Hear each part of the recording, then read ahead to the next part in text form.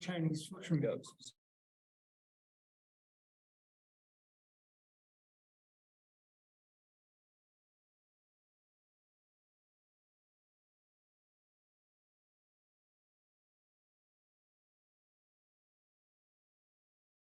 Oh, roll. Commissioner Stabile. Commissioner Rankin. Commissioner Tain. Here. Commissioner Gleason. Commissioner Withrow. Here. Commissioner Lesnes and Commissioner Potter are both absent from the meeting, but we do have a quorum. Thank you, Cheryl. Cheryl distributed the August 18th Planning Commission meeting minutes. Are there any changes, comments, corrections? I move the minutes. Second. All in favor? Aye. Aye. Wonderful. At this time, I will open the floor to public comment. Any citizens in the chambers or online that wish to make public comment, anything that is not on tonight's agenda, now is your time. Seeing nobody in the chambers, anybody online? Seeing none. All right. We will close the public comment portion of tonight's meeting and move on to agenda items. Agenda item number 1, planning file number MAJ-22-0001 and CU-22-0001. A final review of the major site plan application for adding 30 residential units to the site commonly known as the Alpine Inn, and a conditional use application to allow multi-unit dwellings in the Gateway Zone District located at 105 Lesher Court, Lot 1, Block A, Discovery Interchange, West Sub. Applicant Alpine Inn LLC, represented by Base Camp Residences LLC. And I will turn it over to Emily for her presentation.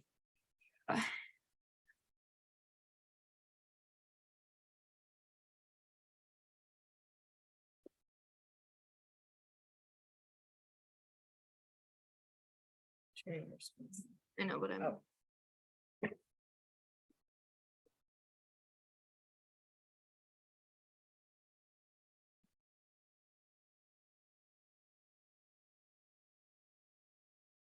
Okay.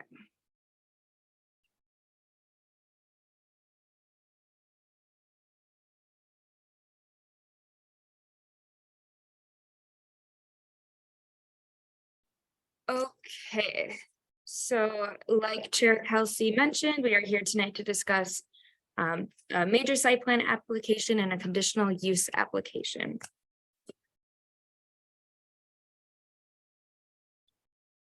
Here is a project rendering. The applicant is proposing a new 30-unit multi-family residential development at 105 Lesher Court, in addition to the existing Alpine Inn on site.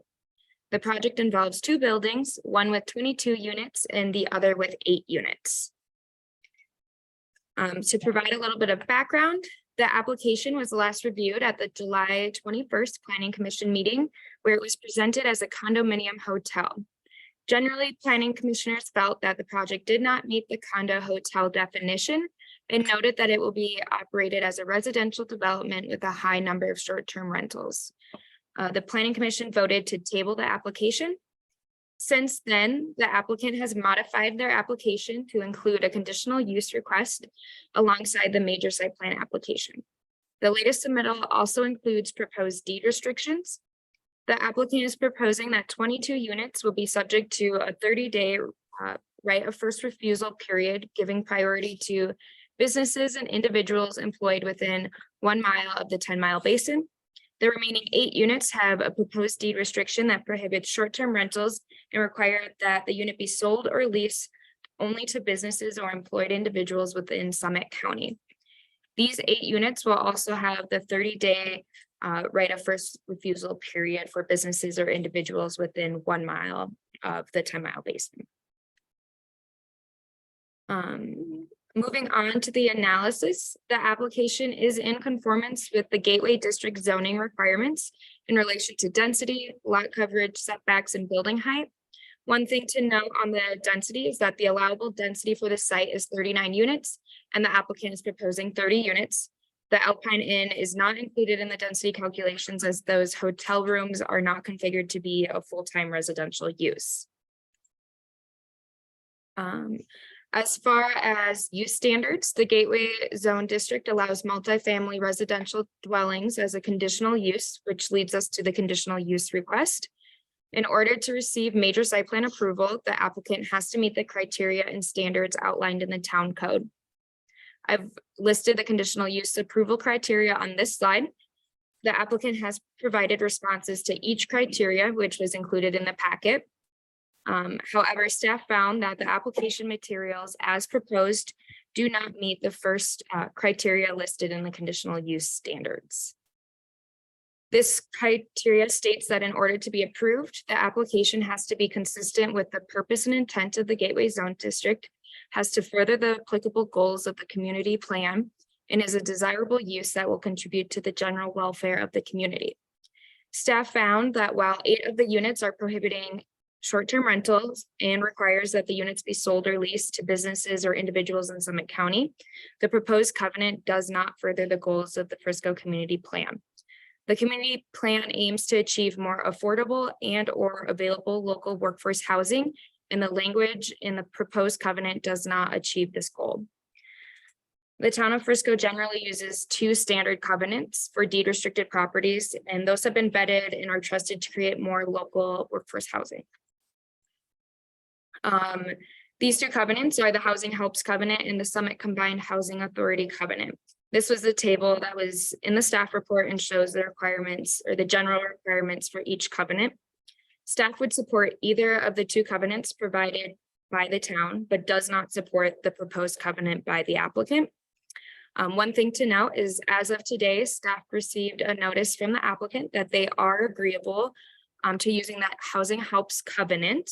So I'll let the applicant speak more on that later.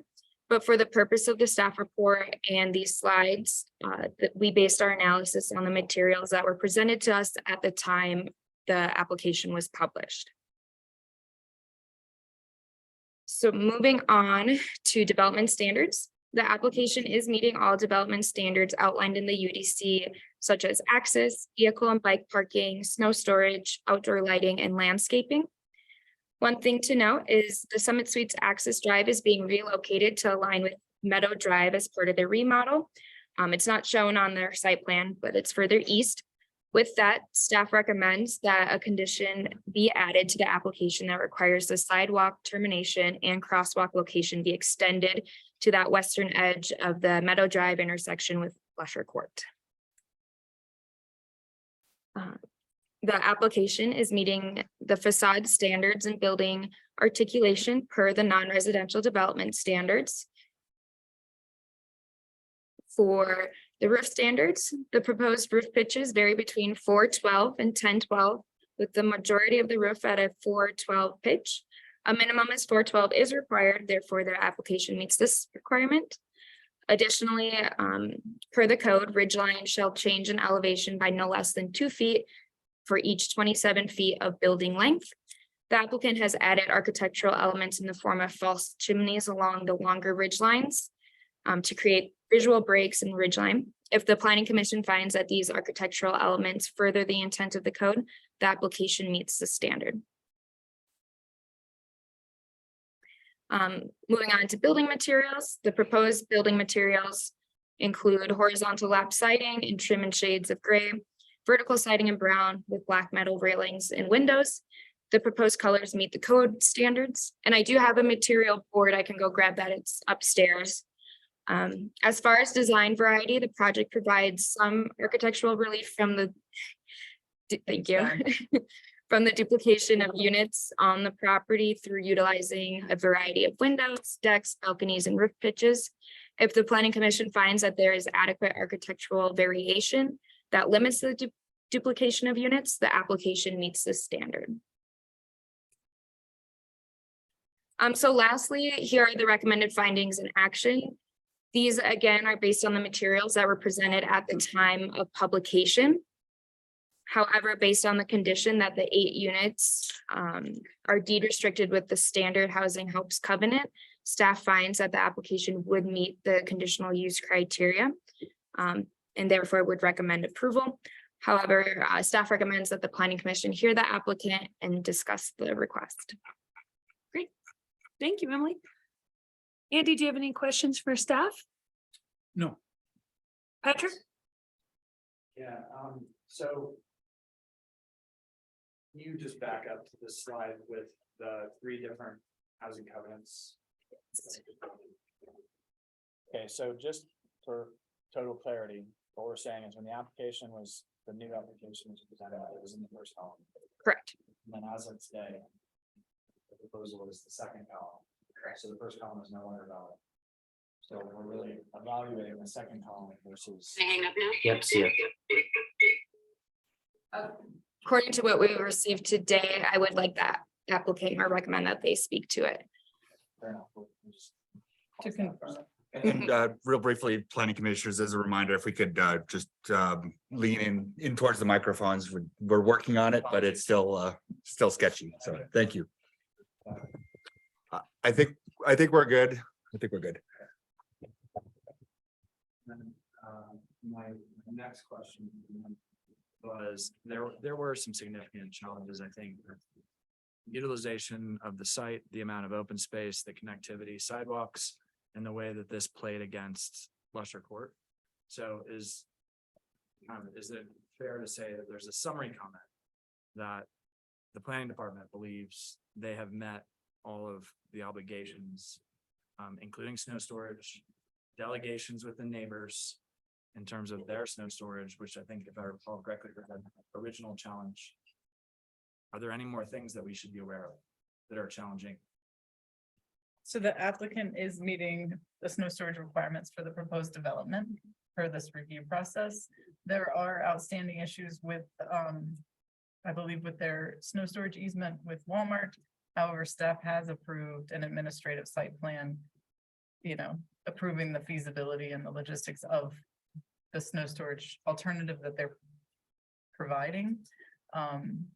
It becomes a private property issue between the 2 entities as to whether or not Walmart agrees to that new snow storage, but it's outside of our review process, if that makes sense. It does. Okay.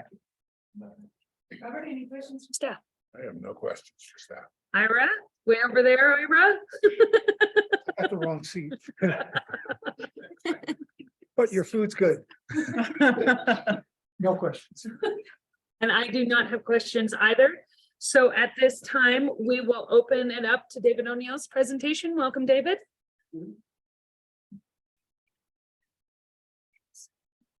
Well, you'll be happy to know, David O'Neill.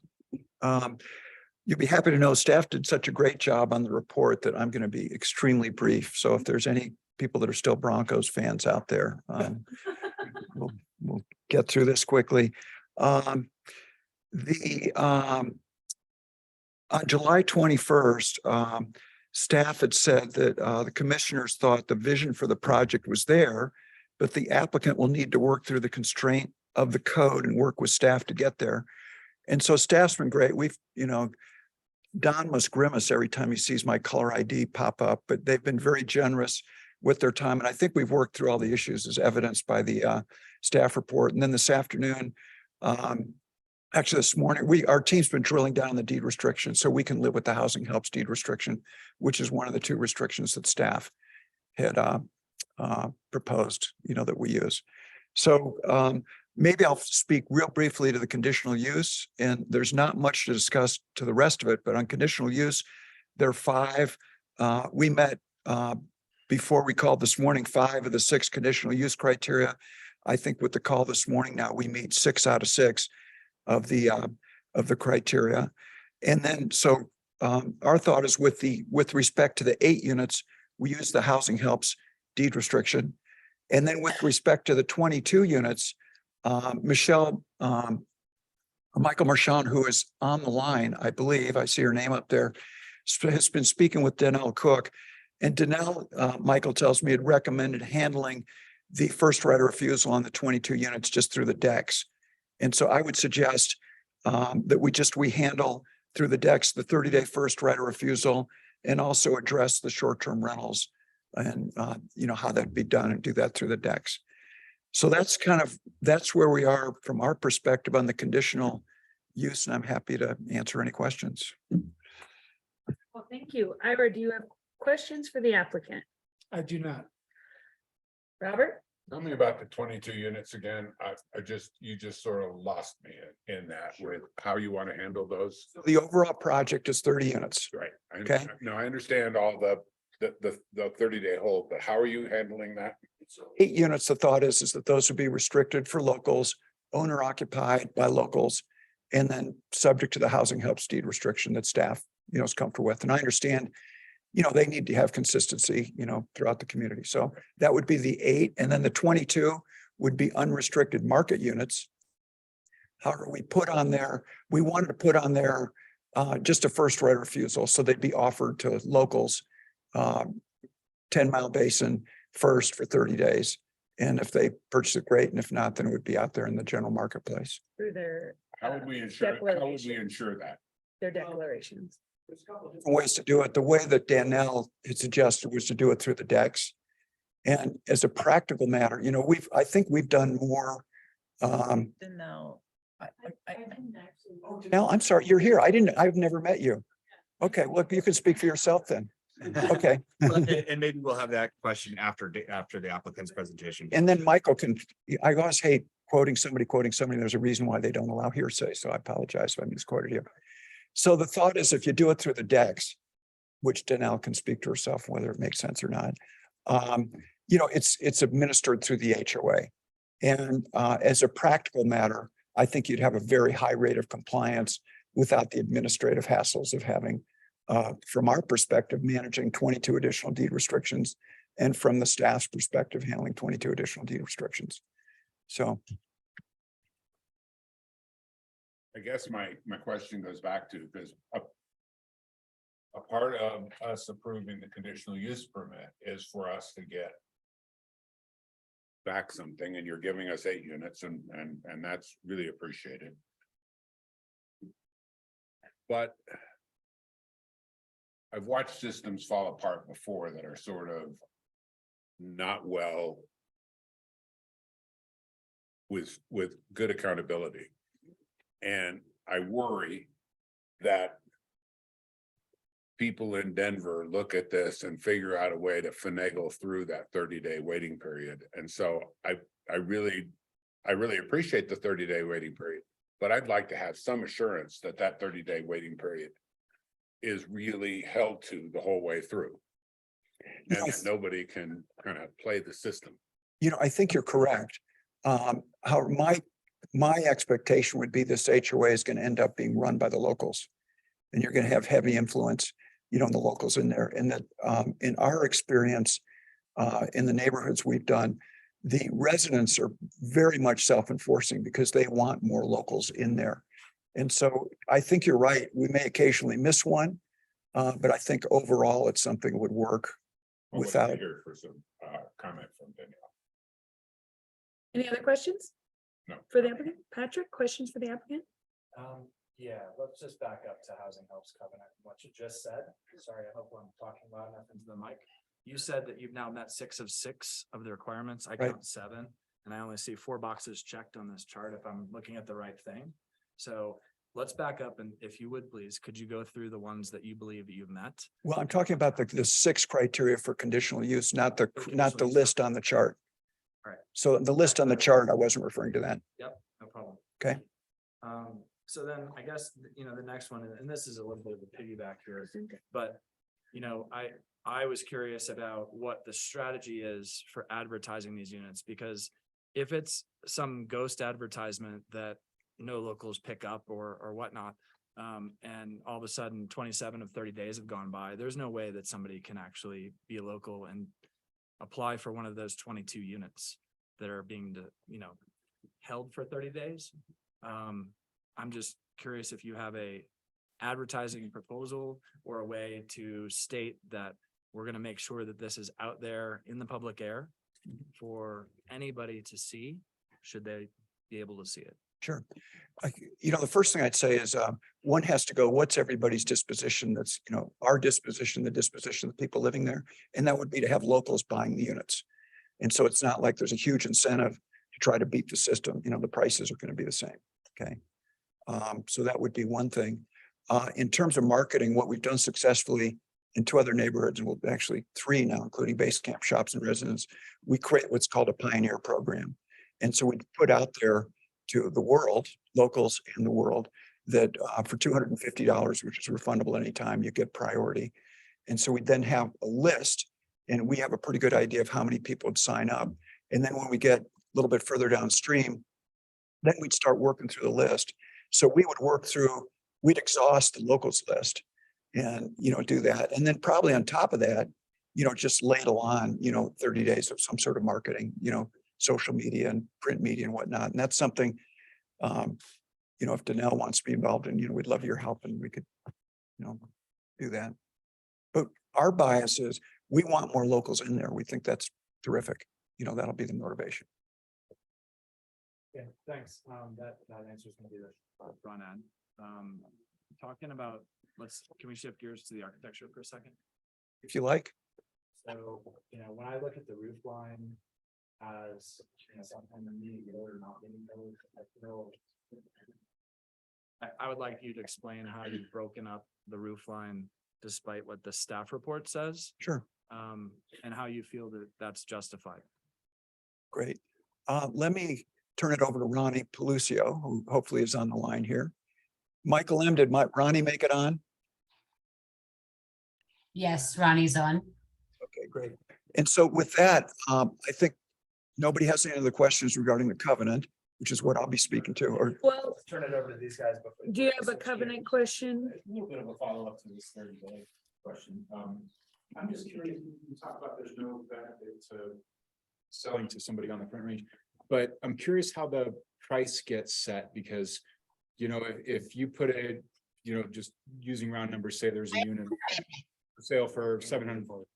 Say there's a unit for sale for $750,000, but you happen to know somebody, if you can hold out for those 30 days, somebody's going to come along and offer you more money.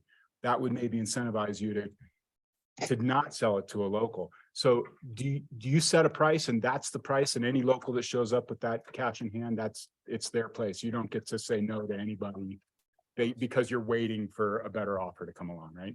well, there's no restrictions in terms of how, how that might be gamed. So first 750, I wish, so pick a number, like 400 or 500 is a better number to pick. And so whether that number is paid by a local or Front Range, we're going to put the number on there that we think is the fair value of that unit. And so we're not going to price it differently, thinking, oh, we can stick a, excuse the expression, I won't say that. We can, get some in the Front Range. No, we're going to set a fair price. And, the locals will jump on that or not. So you're not incentivized knowing there's a better offer coming. If you can just hold out 30 days, you're not going to get more than that 750 or the 400. Well, the number's the number. It's not going to change, within the 30-day period. And I just haven't seen that covenant before, so I'm a little curious how it works, because you mean the housing, like Rob, the housing helps covenant? What's that? The house- So the 30-day. Oh, I see. Restricted to a local. And like Robert, I feel like there's a lot of Front Range lawyers who are pretty good at finding their way through that. So I'm just kind of curious, how we can make sure that we're really trying to get locals in there and we don't start seeing dollar signs once we get past 30 days. Sure. And as long as the price is the price, then I think. Price is the that's price. it. It doesn't get to go up after Yeah. 30 days. Any other covenant questions? I have one covenant question. So with these 8 units, how do we, what happens to them when the 99-year lease goes up? I just don't understand deed restriction on land leases. Can you explain that to me? Let's talk about from a financing perspective, whether you're dealing with Fannie Mae or you have Moody's underwriting or Standard & Poor's or whatnot, they're totally comfortable with 99-year ground leases. And what they're primarily concerned about is that take the term of their underlying mortgage, which lays 30 years, and then having like 10 or 20 years beyond that. So that takes care of that. In terms of what happens, at year 80 to 99, I don't know. I've never been through that before. My expectation is you get closer to that people are going to start having a conversation about what do we want to do? And the landlord's going to be interested in continuing the lease or letting people know, no, the town is ready to do a monorail now. And so there'll be a conversation that's going to kick in, I would guess, as you get towards the end of that. And my expectation is valuations starting at year 80, 85 or whatnot, are going to reflect what the future looks like, in that lease. How's that for a long answer saying, I don't know? Yeah, I'm trying to figure out how we protect our housing stock that we're trying to create. That in 100 years, it's not gonna be any easier to build local housing. I mean, I guess that's just a reality. Do we take now and deal with it down the road in 80 years when none of us will be sitting here? But that's my only question. You had another one on covenants? Covenant. Okay, we'll go back to Patrick for architectural questions. Um, And Thank you, Ronnie, it guys. I'm sounds available if like you we're need- turning the mic over to you. Yeah, hi, everybody. Can you hear me first of all? Okay, excellent. So my name comes up here as Erin McFarland. That's my wife. I'm using her computer tonight. And Patrick, I believe you were the one that asked the question. I just want to be pretty specific about my answer. So I want to understand your question in greater detail. Are you referring to the ridgeline criteria that talks about the 27-foot length of ridgeline that's under section 3A subset 3? I know you might not know that exactly, but is it the 27-foot length criteria? Yes. Okay, good. Yeah, so your code says that other elements, architectural elements that intersect the ridgeline may qualify for changes, finding that it furthers the purpose of the section. And so as you can see in our plan elevations and in the 3D models, we have chimney stacks that are actually functioning. The ventilation for the units gang together and exit through those chimney stacks and the roofs.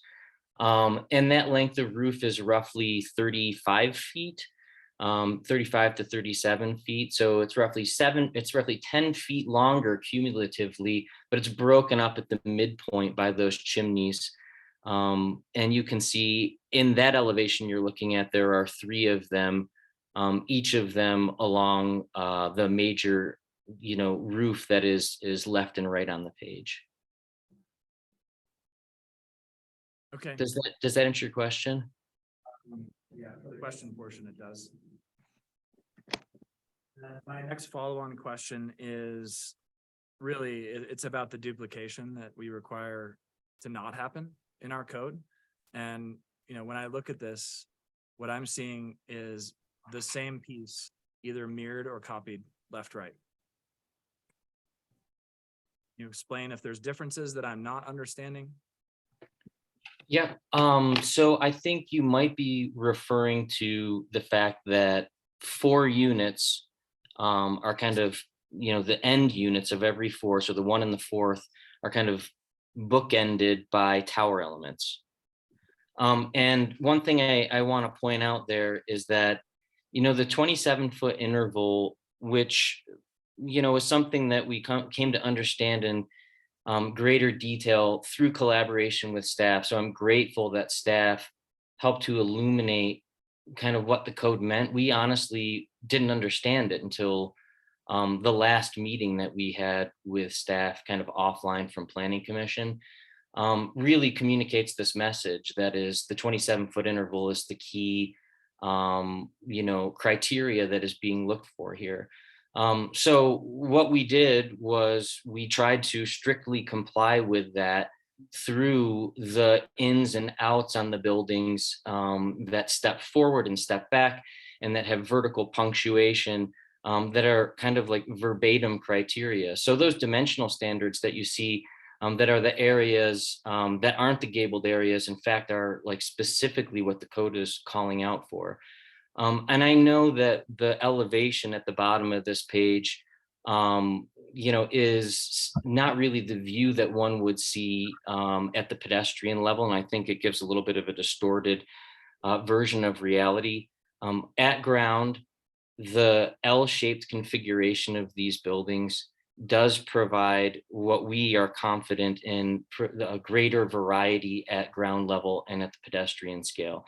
You never really see it composed the way that it looks, in fact, from either of these images. So Another point I think I'd like to just make is we did try to add some additional variety on the porch level through the alternating shapes of those roofs. Our team felt pretty good about this. We thought that it did meet all of the criteria. And that is a kind of the point I think that you might be highlighting here is why is this different than the last time and why does it look like this? It was in fact to really try to hit home the criteria piece. Okay, and then this last one, I read something today that the proposed siding material that you have on the materials board, which is actually right next to me. What is it called? Not labeled there. Oh, yeah. LP Smart Side was going out of business. And I'm just curious if that is something that crossed your desk or if you're thinking about a substitution material. We're really Well- not a fan of substitutions if we're not aware of them. Oh, I'm sorry. Say that one more time. The substitution part. We can't do them if you're not aware of them. Is that what you said? Had projects before where something was presented and then what was built was not the same thing. Right. So I'm just curious if you're aware of that particular issue. Maybe it's a non-issue. Maybe you guys know of a supply house that has lots. But Yeah. I'm just telling you that I found that today and it was interesting. Yeah, I did not hear that. So this is news to me.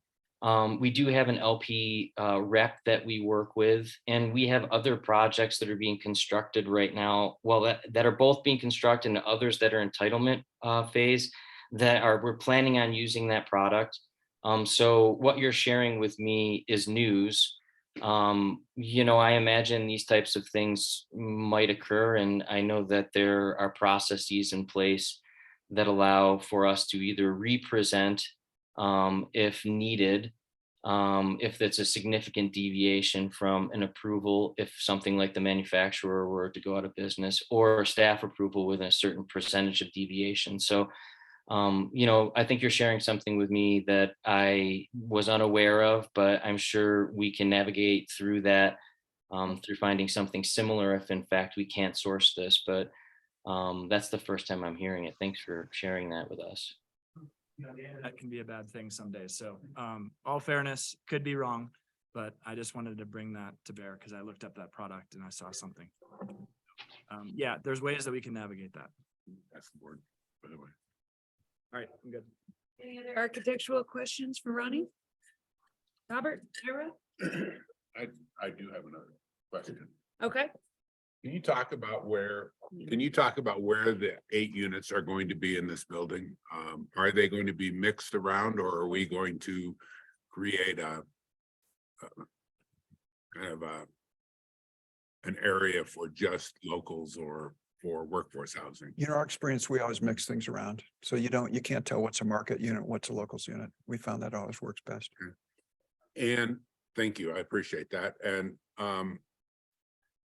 I assume that the 8 units will be able to become accessible should a person with an accessibility need buy one of those. I'm going to let Ronnie speak to that. Ronnie? Our team hasn't talked about which 8 units, as David said, which 8 units are the specific ones that will have that restriction. And I know that accessibility is of key importance. One of the units will be a fully accessible type A unit upon, execution of the project. I think our team could have a discussion if that is the unit that is one of the 8. All other ground floor units will be accessible, type B accessible. And, we could have a conversation if it's planning commission and staff's interest to make sure that those 8 units can meet that requirement, that it's ground floor units. Thank you. Any other questions, Ira? No questions. Okay, wonderful. We will close the questions portion and open it up to public comment. Anybody here at tonight's meeting that wishes to make a comment on this agenda item, please raise your hand if you're online, as there's nobody in the chambers. State your name, address, and keep your comments to 3 minutes.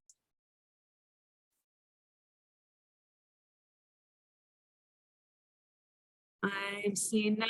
We will close the public comment portion of this meeting and move on to commissioner discussions. I would like to have Danelle express her intentions and conversations and Yeah, so there was a question about the 30-day waiting period or the 30-day priority period for Frisco residents or 10-mile basin employees. So it's been something that's come up recently because the Summit Combined Housing Authority, they're the main people who have to enforce that when a property goes on sale. They have to vet out all of the applicants to make sure that their income levels are correct and that they are a local and that they meet that 30-day priority. And that process has become extremely complex. It wasn't intended to be that way, but we're finding that it is really difficult to actually nail down who qualifies for that and who doesn't. For example, what if you work for a mobile company that has an address in Frisco, but most of your business might be conducted in Breckenridge or Silverthorne, right? Or like an airport transport company. That's another example.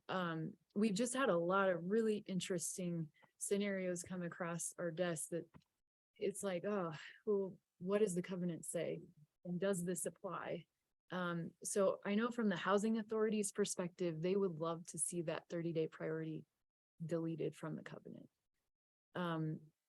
I know from town council's perspective, it was just recently implemented in 2019 because they really wanted to further the goals of the community plan. They want Frisco to be this live, work, play community where it's a walkable community. People can walk to work, they can walk, to go recreate and have their everything within range of their home.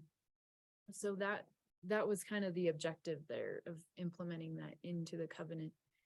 I have seen it create some really unfortunate circumstances for some locals when it's already a really hard time to get housing here. People are really struggling right now to find housing, and that 30-day priority is making it a little bit harder for some people. So Can you explain how? sure, I mean, yeah, we've had situations where people are just outside of that boundary. For example, the covenant that is currently not the Housing Helps Covenant, but our other standard covenant specifically specifies Frisco as that boundary. And people who work at the hospital, for example, they're excluded from that. People that work at the county commons, they're excluded from that. And so they're just outside that boundary. They're still kind of in that walkable distance. They're still part of our community. They're just not inside town boundaries. They don't qualify for that 30-day priority. So we have heard a lot of negative feedback from people just outside that boundary that don't qualify. That boundary extended beyond Frisco with a radius? The 1 mile radius is for the density bonus code provision. The 30-day priority in the covenant is just Frisco. can we make a condition like the 20, or would it just complicate it further? Yeah, I think one of the challenges is the more covenants and versions of covenants that we have running around, the more difficult it is for the housing authority and for town staff to implement and enforce those covenants. And the other part of that is the deed restriction is it's a town council approved instrument. So I don't know that planning commission could adopt a change to that goes against what town council has already approved. So what I'm hearing is that you like the 8 that qualify on the Housing Helps program, but you would like to see the 22 just free market, not involved with first right of refusal. Anybody can buy those. Okay, let me see if I'm understanding what you're saying correctly. You're saying the 22 market rate units would be 30-day first right of refusal? That's what you guys are. The town feels that they don't want that deed restriction on it, or that first right of refusal. It wouldn't be a deed. Okay, not a deed. Because I thought you were talking about specifically for the 8 deed restricted. No, units. for those other 22. Okay, gotcha. So as we understand it, the 8 are permanently that category. And then the 22 are 30 days right of refusal for people that apparently fall within said radius. Yeah. That's the way that I understand it. Code city limits. I You have to work on this code. Like your job Is that has what to you're be in saying? the town of Bristol. And going back to something else that you said we'd like to see the 30-day thing go away. Was it really just because it's this whole big policy? It's not about the days, it's more about the geography. I think maybe if I could jump in, I think it's wonderful if there's a 30-day first right of refusal for Frisco residences for those 22 units. However, it's not something that the town is really in a great position to enforce, monitor, whatever else. I don't know that we want to be party specifically to that. If the developer wants to write that in, have that as part of his initial marketing and sale agreements and part of the declarations, great, wonderful. But as far as something that we enforce and try to qualify people for through the housing authority, et cetera, I don't know that that's something that's hugely beneficial. That was the part I was confused about because you'd have to put some sort of covenant on the property in order to make that a town responsibility process. We almost have to decide to approve this or not. Kind of as though that's may happen or not, because we're not planning on being part of the enforcement policy. Correct, and I think maybe from staff standpoint, I'll jump in and then turn over Well, to Emily. I'm just gonna give a clarification, the 22 units per the applicant's narrative. So excluding the 8, the 22 first 30-day right of first refusal is for 1 mile within the 10-mile basin, so not just town of Frisco for those 22 units. So if they're enacting their own, then they can set whatever boundaries they. So you would be approving it, that it would get written into the declarations when they go to record. the- Sale, it says there is a first right of refusal. You can bring a contract, but we can't accept that contract for 30 days until Frisco has had, or locals had 30 days opportunity to submit their contract. So taking it a step further, what is the vehicle for ensuring that at least the declarations are written for the approval process here? And- So should it be approved? So, yeah, and I think, first of all, as it relates to the conditional use, I think staff's opinion would be that the 8 deed restricted units at the Housing Health Covenant probably satisfies that criteria. The 22 on right of first refusal units is maybe an additional incentive or something that the developer is doing, but it's not necessary to meet that conditional use criteria. If you do move forward with the right of first refusal, as was presented by the applicant, if you have a condition in there that it's part of the declarations, our town attorney will be reviewing those declarations at time of creation of the final condominium plat. Ira? So moving a little further down that road, it seems to me that we're taking the enforcement of the 30-day into the declaration, the HOA and future sales. So my question in the background to this, well, the question is, within a title company, would it be obvious to the title company that this is in there and that it needs to be enforced? I mean, who becomes the police on it? And where I'm coming from is I was at a Board of Adjustment meeting and there was something written in a deed which totally got forgotten. And there was an illegal subdivision from that. So I'm just thinking down the road, will title companies see this and raise a red flag? I mean, how do we get the assurance that it gets picked up forever? Being that you would put it in the declarations that we just talked about. You don't. You don't. Title companies, they hate, being in a position to enforce, these covenants. Now, we've done some clever things. And so that, the title company will check in to get the dues and, make sure everything's paid current. And so in the decks, we might be able to come up with something clever that needs to be added. And then you hope the title company will pick it up. But it's really, I'd like to use the analogy, it's kind of like Hertz. Somebody went in and said to Hertz, the meeting like this and said, oh, we're gonna let somebody just, jump in a car and drive off the lot. Somebody said, we're gonna lose a bunch of cars. And they do lose cars, but you know what? The system works pretty well if you've ever used Hertz Gold. And I think it's the same thing here. This is gonna be administratively be a no-brainer. And, we'll get burned every once in a while, but I think for the most part, we won't. And our intent, at least in the first go around the sales, is we really, we're all about getting locals in there.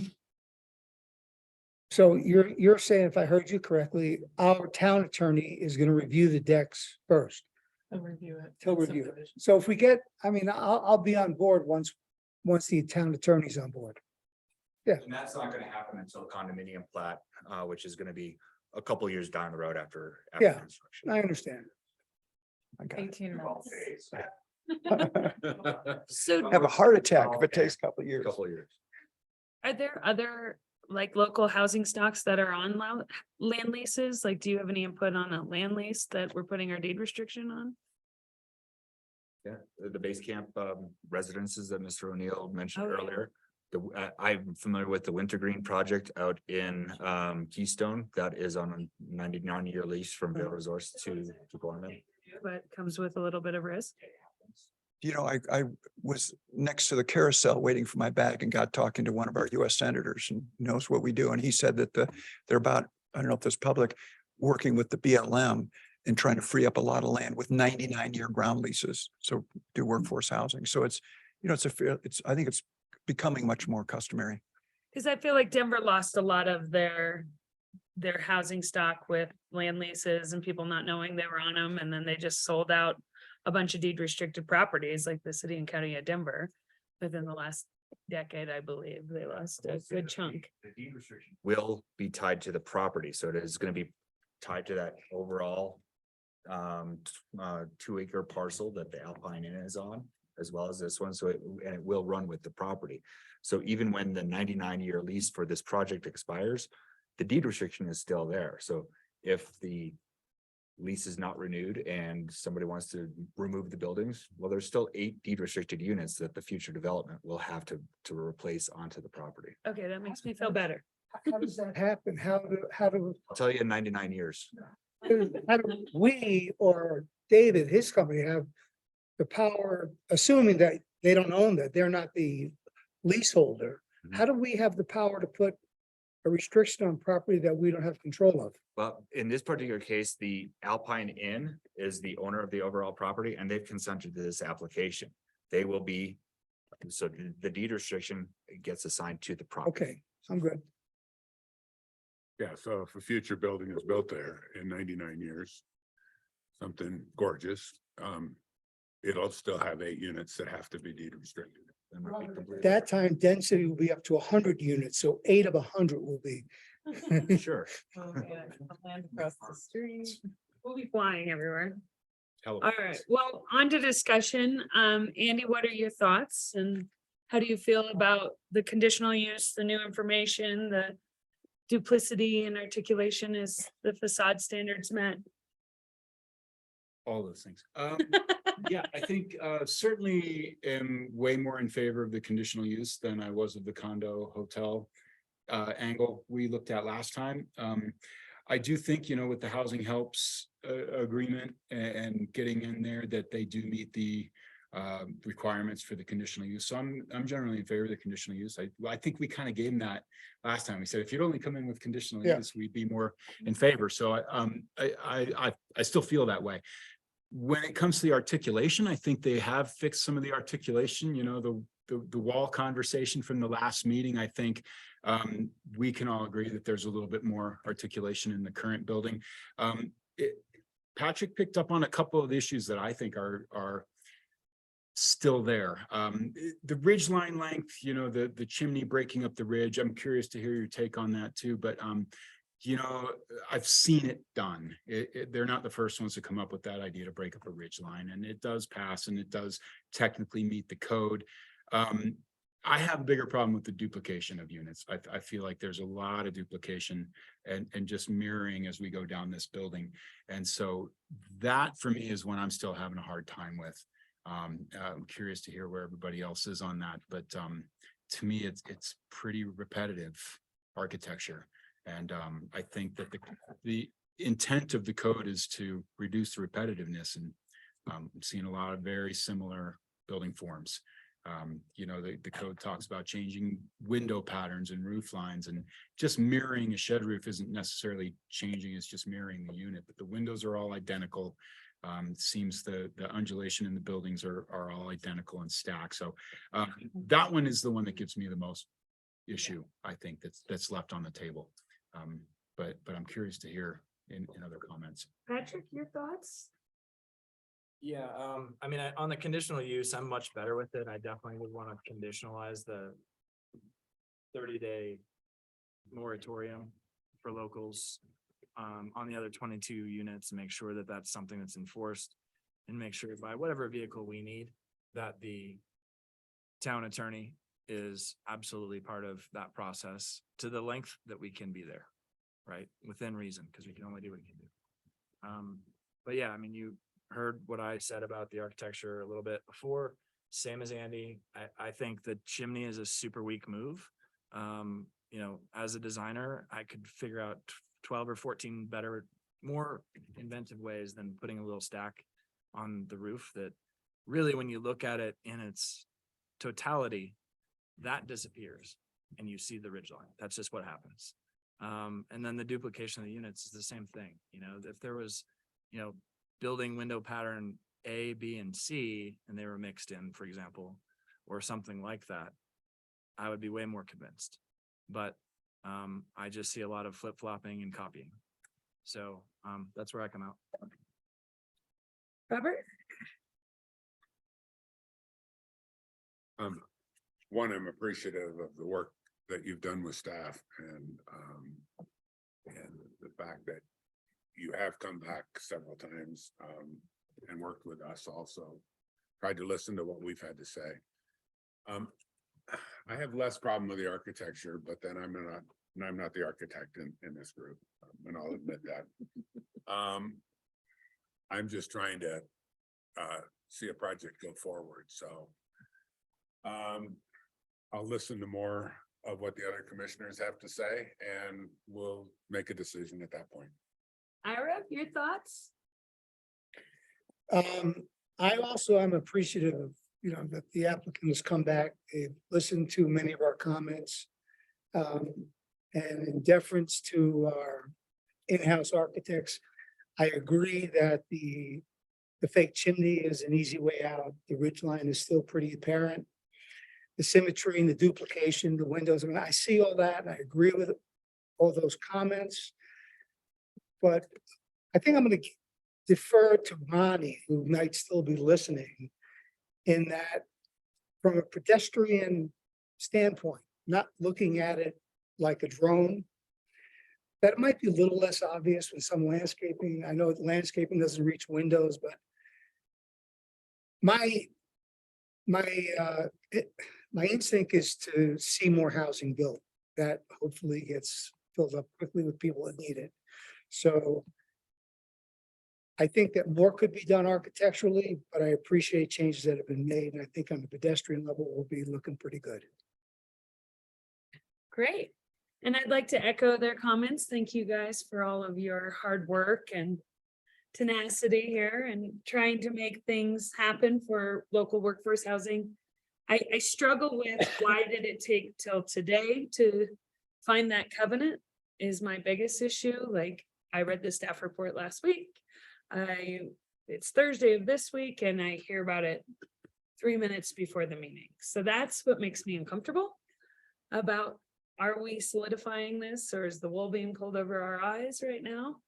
I understand the complexity of the 22 units and the first right of refusal, and that there will be some that slip through, but hopefully I think there'll be some that need it, and you know, that it's up to the discretion of the homeowners to monitor that and want more locals and not just a short-term rental hog. So I love that there's 8 units of housing and we're getting this through conditional use, and that this site offers, you know, walk out and go to Outer Range or go grab food at Pure Kitchen, whatever you need to do. This is a great site for that.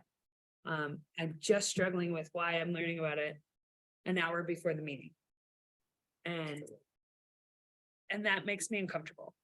I agree that I think that we could have done more on the duplicity, but I think that it adds to the overall scale of base camp, that it will work in there, we'll have a nice green space and landscaping, you know, meeting those conditions of the sidewalk, more sidewalks. Frisco is always better. But I'm struggling a little bit. And those are my thoughts. Gonna do a straw poll? Hold on. Let's keep working through it. Yeah, so I actually have another question for the applicant. Sure.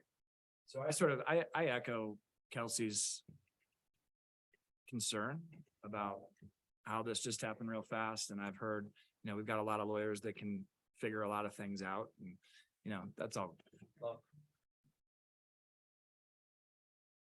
Would there be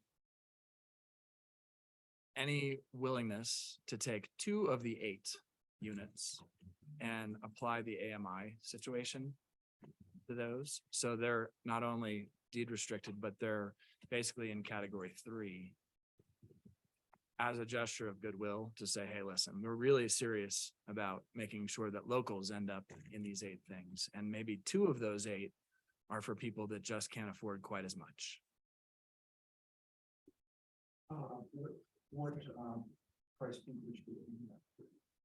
I'm not the mathematician at the table and I don't know what your pro forma looks like. So it would be, I think that would be up to the town to describe what the AMI cap would. Step up to the mic for the conversation. Thank you. I think it would be up to the town to describe what that AMI cap situation would look like, but to basically put it in the same category as like the peak 1 deed restricted units that you have to be in a certain price bracket. And they're capped. Let me just respond generally and then specifically. I guess 2 things. The first is this project is the hen that lays the golden egg base camp for the town. It's generating almost 20% of the retail sales tax. It's got all this activity. And so, you know, getting people in there that have some disposable income that are going to walk over to Whole Foods and, you know, hit the bar, you know, the salad bar regular is good for the center. And if you look at the continuum of housing needs from 50% of the area median income to 200% of the area median income, there's a need across the whole spectrum. So if you throw a dart, as long as you hit the spectrum, you're solving something. So I don't think, you know, doing that is going to make a huge difference to things. If that's would make you feel better with the architecture, then, you know, we'll do what it takes. It's, you know, we need to, it's very tough in October to start planning without knowing we've got an approval. So, you know, we'll do what's necessary to make you guys be excited. And the final thing I'll say is I took to heart, you know, we over the years, we have combat with staff and we think they're better projects. You know, Don is one, you said a criterion objective. I have another. When we meet in the middle, we get better projects. So it's okay to have that. But I listened to you in particular admonished me for, you know, not getting along with staff. We show up and staff now supports the project. And so, and supports the architecture.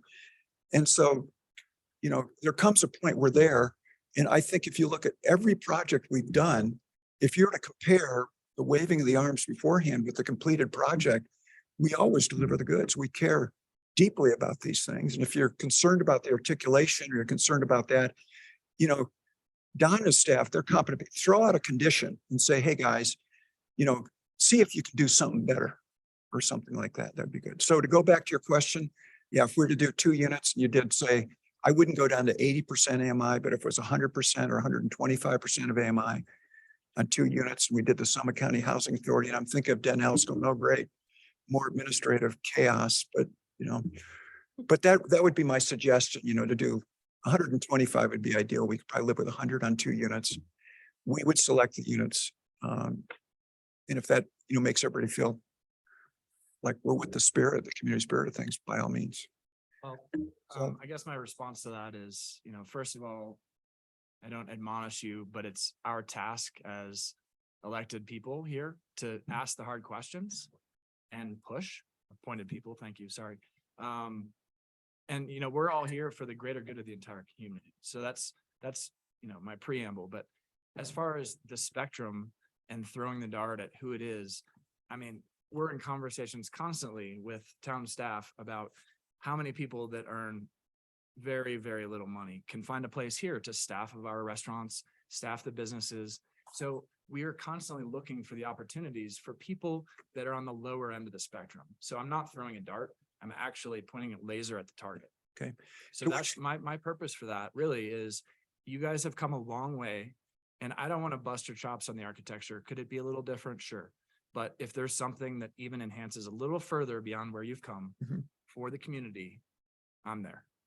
That's all I have to say. And I appreciate that. And I would just say if Lester was standing here, and fortunately for you, he's not, Lester would say, I've spent 30 years, building a business in this community and I've got this piece of property and developing it. Why should I get taxed to, address this housing problem? That's Lester, that's the cost of doing business. Let's figure it out. But, there's something to be said from Lester's perspective, in terms of he's been a big contributor to the community. And now he's supposed to step up and provide out of his pocket some housing, and he's been suffering with the housing thing. He could say this much more eloquently than I can. So I think there's a balance there. And I think the happy median, I applaud you for throwing it out there. And yes, you have a fiduciary duty to the town. I got it. But, go 2 units, 100% AMI, and Danelle is, oh my God, the voice of reason dealing. I've never heard anybody in the housing area that has spoken common sense before. I about fell out of my chair. So, we'd be happy to work with her and try to, figure out a way to make those 2 units work for you guys. But I'd say 100% would be the area would be looking. Lower than that, I think would be problematic. Great. Thank you for that. Is that, Can I make a couple more comments? One, I want to I'm trying. My back, I can lean so far, but that's it. Forced back surgeries limit how much I get to move. So, I'm less concerned than you are about the last minute changes. I lobbied in 2 state legislatures. There are always last minute changes. yeah, It's the way business is done in political arenas. And so I appreciate that we didn't have to argue through this tonight. And we simply came in with a solution. I'm appreciative that the 22 units will have 30-day delays on the docks. I'm really grateful that you agreed with Patrick on the 2 units and the 100% AMI. I think it makes this a good project. I think I can be proud to support the project. I know that it's been a hard road for you for whatever reason. But hopefully we'll take that little problem out of the code so that we never have that problem with a condo hotel again, ever again in the history of this town. But I'm grateful and I think that I think it'll be ultimately a good project. But to go back to you, this isn't a tax. You're asking us for something. You're asking us for a conditional use permit to bypass a section of the code that says they're supposed to be commercial on the first floor of those units. And we're giving you a waive on that. So that's not a tax. That's a quid pro quo. You're giving us something and we're giving you something. So I just wanted to clarify that there's no taxes here. By the way, I said, I was channeling Lester. I know you were. And you can channel this back to Lester. he's online, he heard us, all right. Any other thoughts, Ira? You two? On the architecture? We're good? You want a motion? First couple things I think we need to address is that we do a conditional use on the, Sidewalk. I've got it written here. Yeah, well, so there's two. Applications, but I think there might be some additional conditions that were generated more than that was in the staff report, so. That I don't two know. of the Emily, 8 have you units be drafted? put at a 100% AMI. Yep, I got that. Do we want a condition that says the 8 units can't have to be spread about? They can't be clustered, So, I think it was fair that the applicant. can said, pick the "Listen, two the that two- have the AMI. I can already tell you where we're gonna go, but anyway, that's okay. So the other 6 should be distributed. I think that should be a condition though, because we can get that promised and then all of a sudden all later in that darkest corner and Yep. it's smallest, but I know the code limits what they can do with those units. I feel like there was, Well, to get the 30-day. yeah, do we have to say something about that? Like Yes, we decided we wanted to just put that on the record that we want to see that. On the record. in the declarations and reviewed by the town attorney. Yes. Great. Do we have a motion then? With respect to file number MAJ 22-0003, I move that the recommended findings set forth in the October 6, 2022 staff report be made with the addition of the sidewalk being terminated and crosswalk location be extended to the western edge of Meadow Drive intersection with Lesher Court. That 2 of the 8 units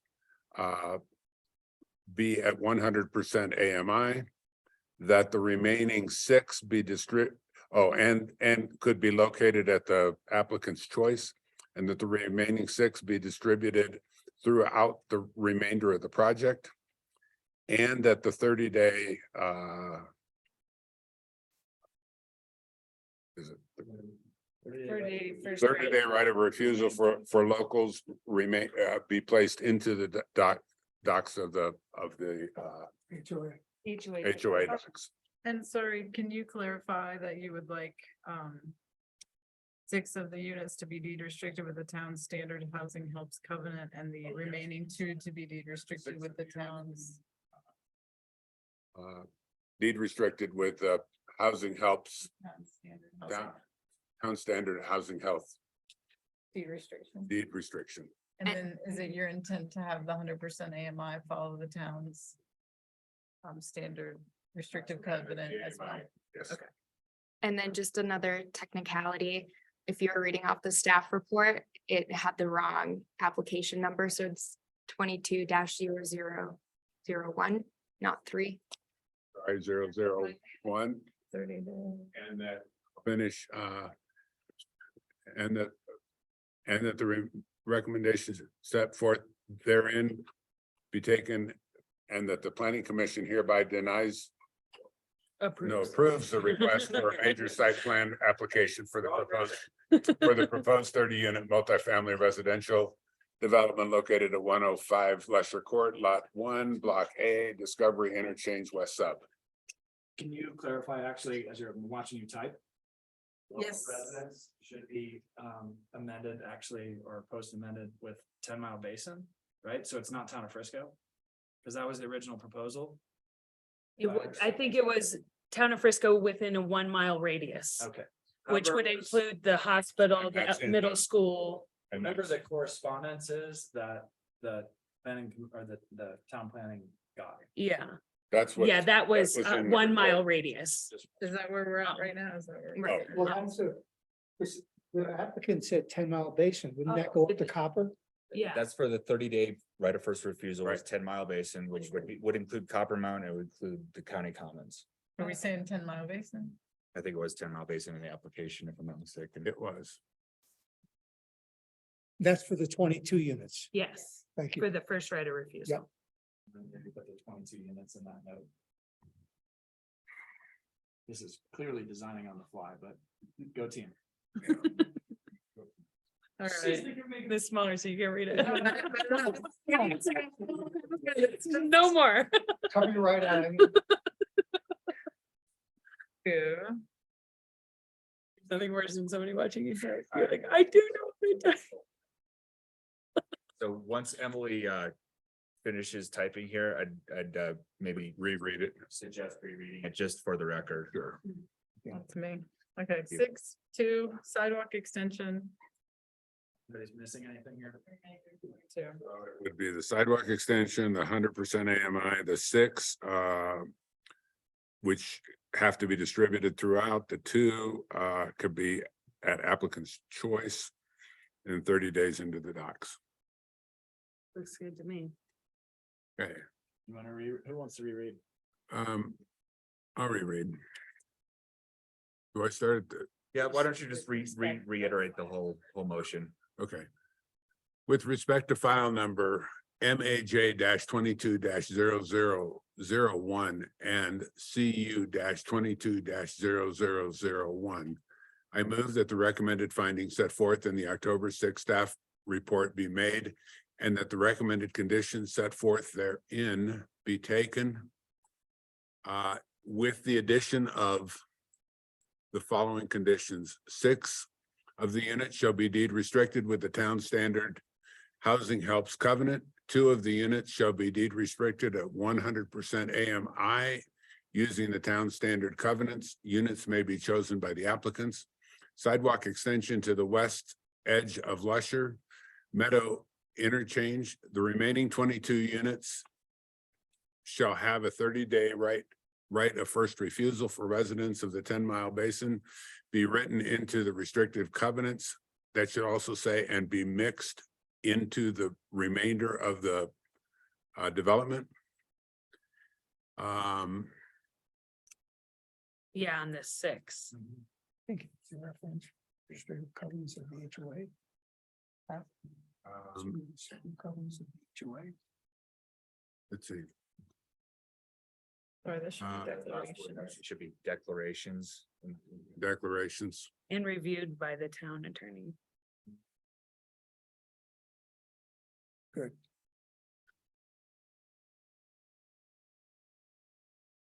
Okay, unit shall be, you need to go up above and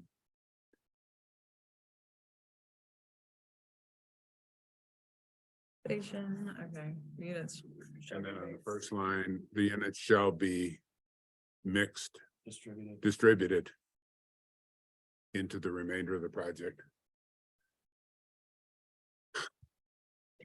I guess what I would suggest is, the chair would say it's been moved and once there is a second as written and, discussed on the record. The conditions have been discussed and moved. Do we have a second? A second. All right. Conditions approved. Now finish the approval. And that the planning commission hereby approves the request for a major site plan application for the proposed 30-unit multifamily residential development located at 105 Lusher Court, Lot 1, Block A, Discovery Interchange West Sub with the Following condition. following conditions. Do we have a second? Yeah, he seconded it. Oh. Cheryl, will you please take a vote? Commissioner Stabile, Commissioner Gleason, Yes. Commissioner Franken, Yes. Commissioner Withrow, Yes. Commissioner Tain. Yes. Thank you. Congratulations. I hope we weren't your worst, but it sounds like we found a collaboration and a meeting point. So good luck out there. Much in the project, better than staff, much, and thanks for all your time. And, oh my God. Right in time for kickoff. You have 3 minutes. What? Broncos. Thank you. Thank you. Colts. Oh, Deborah's not a Colts fan anymore, is she? She left into the LA. Do you need a break? Should we take a minute break? I would love. Can we take a 3-minute break? Great.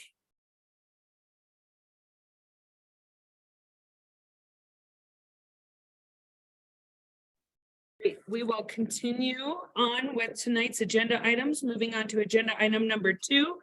Planning file number UDC 22-0002.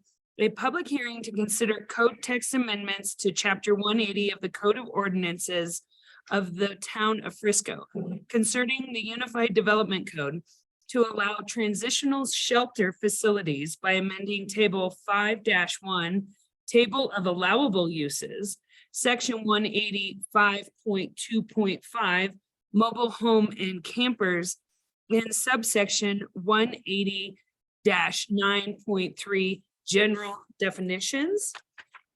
And I am turning that over to Dawn. Thank you, Madam Chair.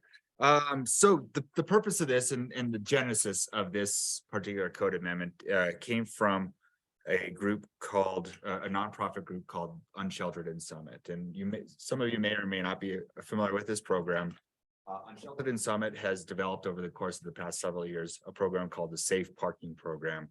As we're all aware, workforce housing and housing in general for some of our workforce is a challenge in our community. In 2019, this group was able to secure a safe parking location at the Agape Church between or near Farmers Corner. And at that point in time, they established an area where there was a place for about 10 vehicles or people to sleep in their vehicles, essentially, because there was no other housing available. They had portalets and trash and some other things there to make sure that there is as minimal impact in the neighborhood as possible. Agape this spring, Agape started under a new construction project, so they had to relocate the program. They moved over to the Justice Center property in town of Breckenridge.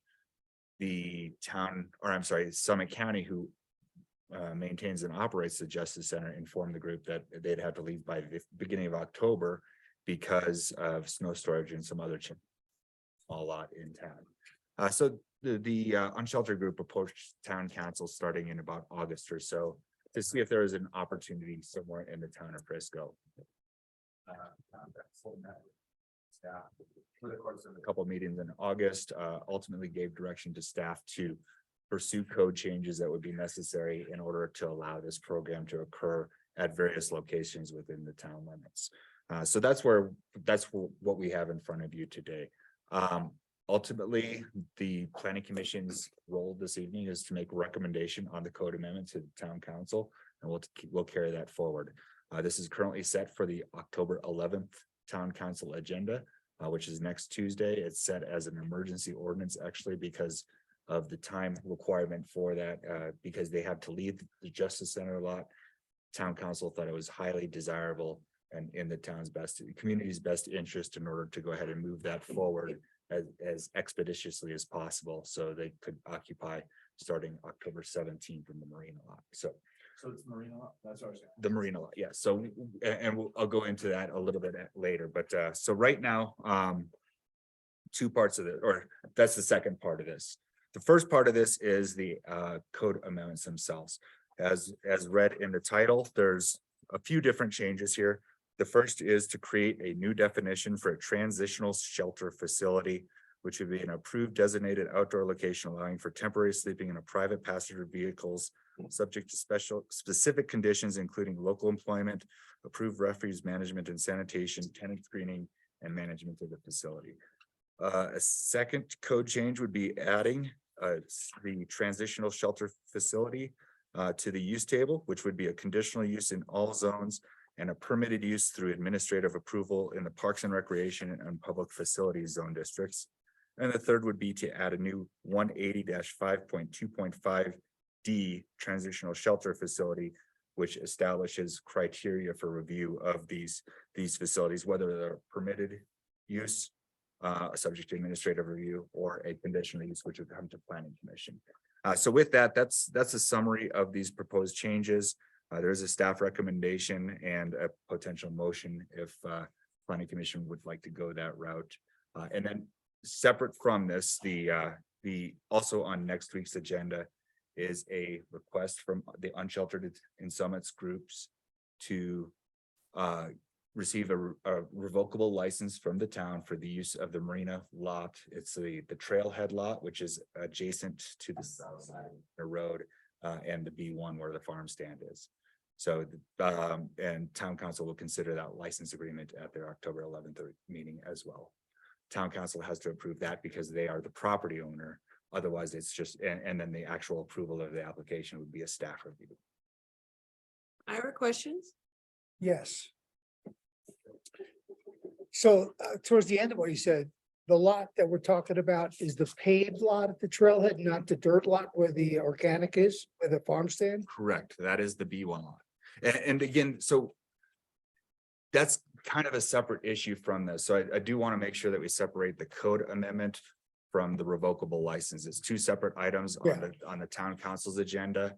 I think that's maybe an example of how this code amendment could be applied, but the code amendment should stand it on its own from any potential application.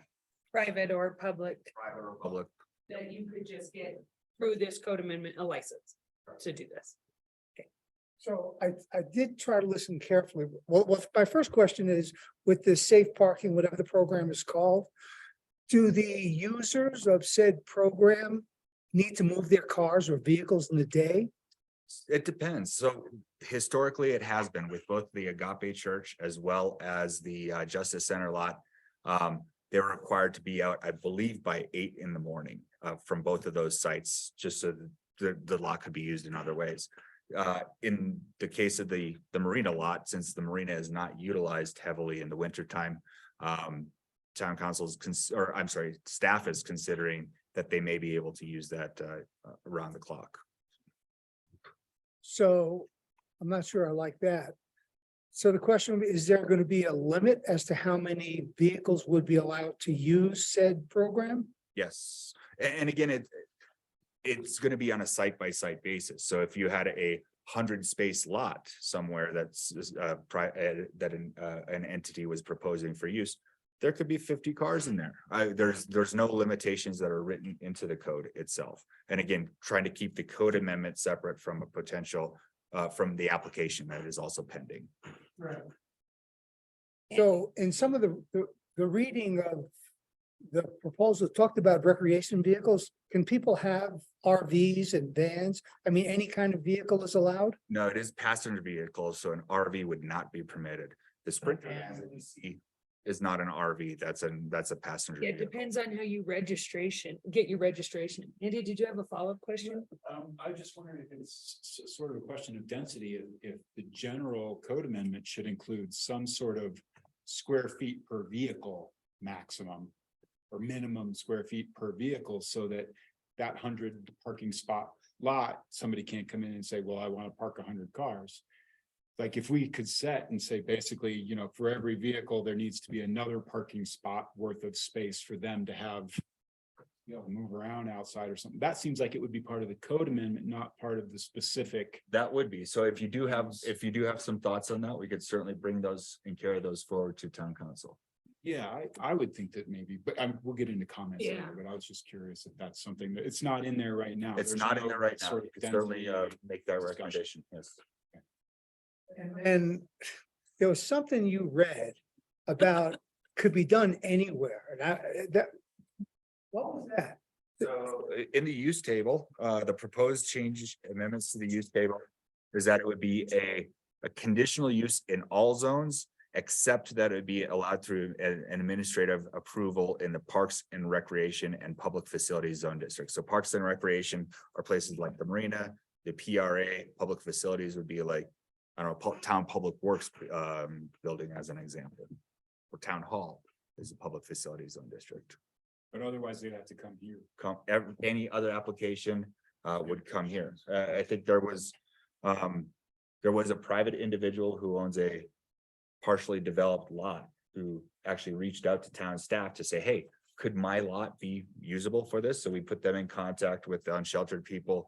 Ultimately, it turned out that the private individual's insurance company had some concerns with it, so they decided not to go down that road. And last but not least for now, is there some stipulation? Is there some kind of security, police or something that's part of the program? No, there is no security or anything like that that's been proposed, and frankly, it hasn't been needed. So this program has been in effect for 3 years and been under operation for 3 years.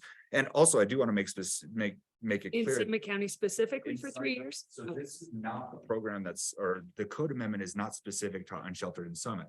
This was spurred by this group called Unsheltered and Summit that has run this program for 3 years. If this code amendment is approved, it would be open and available to any group that could meet the criteria for operation and successfully apply for a permit to do it on a particular location. So I don't know, the Salvation Army could come through and propose something, or any other group that could meet the criteria could apply. So I'm just wondering, how do people qualify? I mean, is Unsheltered checking the background of these people that they are qualified? The Unsheltered group has indicated that they do interviews, and they've expressed all this at town council meeting, and I believe it wasn't in your packet, but was in the town council packet when Unsheltered came to them. But they do a screening of applicants, interviewing of the applicants, any applicant that's looking to utilize the Unsheltered parking lot has to show that they're locally employed. So this is not for van life campers that are cruising around the west. This is for people that are employed locally. So they do have to verify this, and there's a number of rules and stipulations that any occupant would have to stipulate to and agree to before they'd be allowed to participate. And they actually have hired a psychologist. Well, I don't know. if He's part of the hired group. him. He's part of the group. He does the evaluation to evaluate whether or not they're eligible for the program. And when they come into the program, the first thing that they tell them is, this is transitional for you. The idea is not for you to stay here permanently. The idea is to give you a parking spot so that you have a place to come home to at night, so that you're not spending all of your hours of the day looking for a place to go park. And you can spend those hours looking for housing instead, or saving up your money and just have a peace of mind. No questions for now. Robert? It's a great program. And I know the people that run it, and they're good.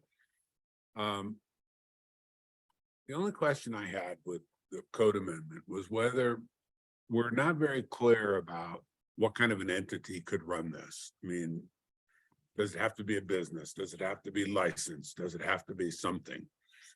The line one says shall be submitted by the entity, and It could be the Summit County School District. It could be Centura. It could be Town of Frisco. It could be any entity. We're not specifying or limiting, as long as they are meet the criteria on how and have a management plan and operations plan on how they're gonna run the program. I honestly don't care. It could be a private individual who happens to own a decent sized lot. that's the question. Any others? No. Patrick, questions? Yeah, just a couple. I totally agree, but I'm curious about. Okay, private's private, don't care, like, that's fine, that can just be written in the process, but if it's public, if it's owned by the town of Frisco. So is this basically an eminent domain sort of situation where the staff can just be like, no, we're gonna assign some people to the lot. Over there, wherever there is, somewhere, is that a true statement? It is not a true statement. Because it is town-owned property, any use of town property for this purpose would require approval by town council. And so as is the case with this particular application, or I'm sorry, separate from this code amendment, if this code amendment is approved and the ordinances, emergency ordinance is approved, the next agenda item is an application or a request from the Unsheltered group for a revocable license agreement to utilize a portion of the town-owned marina for their program. So So anybody else would have to apply for a license, or apply for an application. if it's on town property, Council will review it, so that whole process is the same, it doesn't matter what the group is. correct. Any group using town property would require, there's a revocable license actually for the farm stand out on the B1 lot as an example. Okay, and then, forgive me if I get into minutia, but, all of a sudden, are we gonna do like, are they gonna be pop-up portalets? Like, what is is that just gonna appear wherever these things happen? That's the first part of my question. Do we allow cooking and things out there? I mean, I'm just kind of curious what the shape of the revocable license is. Sure. And Because if you can park there to sleep, that's one thing, but everybody's gotta eat. it is a safe parking and sleeping Other program. things, It is right? not there for cooking, anything like that. There is a requirement that there is a sanitation provided and also waste refuse management provided by the operator of the facility. They pay for that? It's not Town of Frisco, yeah, it's not Town of Frisco. So they wouldn't use like our permanent porta potties by that lot, That is- for example. So that's an interesting situation too, because it's up to the provider to make sure that that stays sanitary and make sure that it stays, it meets human health requirements. Absolutely. And I think And I'm just wondering whether there's any sort of a onus on the town of Frisco to make sure that said standards are being.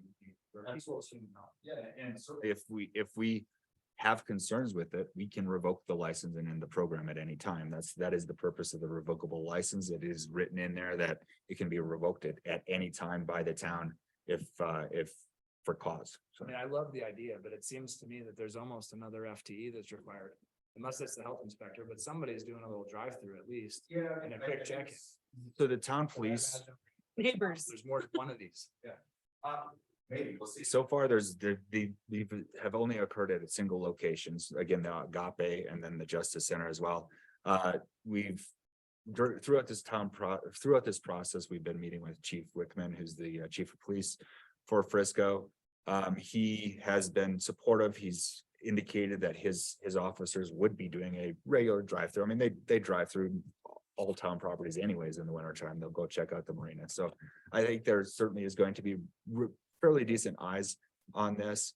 And town council has said, you know what, this is a pilot. So let's see if this works. It's obviously going to be for a winter only. It's not going to be an option for the unsheltered group in the summertime to use that particular lot because it's needed for marina operations. So, but it is an opportunity just to at least serve as a bridge, see if there's any other groups that would step up. I met with the Board of County Commissioners on Tuesday, along with the unsheltered group, who were lobbying the board to try to identify additional locations in unincorporated Summit County that could be utilized. So there's various options out there. Again, our town council is very supportive of this, actually, when they met with the group, because there is a tremendous need for a lot of our local workforce. And I think there was some discussion too, at least at the town council or at Board of County Commissioners meetings, there was some residents or occupants of this place that were identified as like the manager of Whole Foods, it's baristas at Starbucks, it's a doctor or an ER nurse, excuse me. I mean, so this isn't just like somebody that works 10 hours a week. Well, whatever, I'm not judging on jobs, but it is upstanding employed members of our community.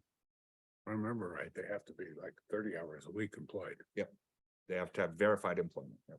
But that's with the current program that we're talking about, not with subsequent programs. Right. None of that's necessarily required of other programs that would come in and more on this. Correct. So the criteria that are in the code that I read off earlier on the, that would be in 180-5.2.5 do actually say that the application shall be submitted by the responsible entity responsible for operation, shall include a site plan with showing access, tenant parking, sanitation, refuse management, facility management plan that includes at a minimum tenant qualification, including proof of local employment and facility rules and operation, as well as a contact information that can be contacted if there is an issue. There's no 30-hour. And I don't think there's a 30-hour a week requirement in the unsheltered program either, but it is a local employment. What was the radius or the county or the whatever that we're saying qualifies for places that Frisco is gonna fall? So so this program, as it's written, is not limited to Frisco employment. And we did have that conversation with town council, and they said, you know, as this program is just getting started, and frankly, they've had to move from Farmers Corner to the Justice Center to here. Town council is not interested in limiting it to Frisco only, using of this particular program that would be established by this code. I think there is hope, and our town council and mayor have indicated that they're reaching out to the other jurisdictions to say, you know what? Maybe this is a model. Maybe this is a model. Maybe we can all do something like this. But again, because this is actually the only location that's going to be approved at this point in Summit County, town council felt it was important to be open to all Summit County employees. Any other questions? Andy, questions? You mentioned that everybody's required to move their car every day. It has been in the past, and we've had internal discussions on whether that would be necessary for this particular location, because it is relatively isolated. It's not gonna be in a heavily used area. In our discussions so far, we are talking about that there's gonna have to be an opportunity for snow removal, because our public works is gonna be doing the snow removal in there. So certainly we're working through some of those operational with this particular proposal. So that's with the particular one at the marina, but in general, are there any, could the homeowner who wants to use his big parcel and let people park on there, could he say, these cars don't have to move all winter? Or do we have should there be something in the language of the code amendment that sets some sort of term limits on that, or because otherwise this becomes permanent camping? Sure, and I think it's certainly the idea is not for it to be permanent camping. So, so what sort of maxes would we want to? It's interesting, and we've heard from a number of the occupants here, some of the challenges. One of the one person that wrote a letter for the town council packet as well, or I'm sorry, that was submitted to the town council. He's a musician that plays late at night. The unsheltered group, they had to be out by 8 o'clock at the Justice Center. So if you're leaving your gig at 2 a.m, you don't have a ton of time to sleep there. And he said, but it was still the best situation they had. We have heard from the unsheltered group that there is maybe a need, especially for some of those later night shift workers, to be able to be in there a little bit later. So we haven't really broached on whether there should be a specific hours of operation or limits or anything like that. Yeah, I guess I'm just curious, because somewhere there's going to be those limits, whether they're written into each specific application or into this code amendment that sort of gives some sort of guidelines or some sort of framework for that, for those limits. And to me, it seems like there should be some sort of indication in there of what the town council is willing to say as a maximum, certain. Maximum 23 hours a day. Council, maybe they don't put anything on there, but if there is a point at which this becomes more than we were willing to sign up for, that should probably be in the code amendment and not have to write that into every every application. Yeah, I understand that. And I think my suggestion would be, because this is kind of fledgling and we are just starting to see how this works. We actually haven't seen it operate in Frisco. It wasn't even allowed to operate in Frisco. Is maybe keep it a little bit more open at this point in time, and then we revisit it once we see it in operation. I guess it's just if there is a limit that the council is not willing to cross, then now this is the place to go. Yeah, and certainly you can make a suggestion. During council's discussion in August, they did not broach that topic, so. Okay, that's my. Any other questions? So I kind of like the fact that the program's been around and it works well. So to that extent, if it ain't broke, I don't see to fix it.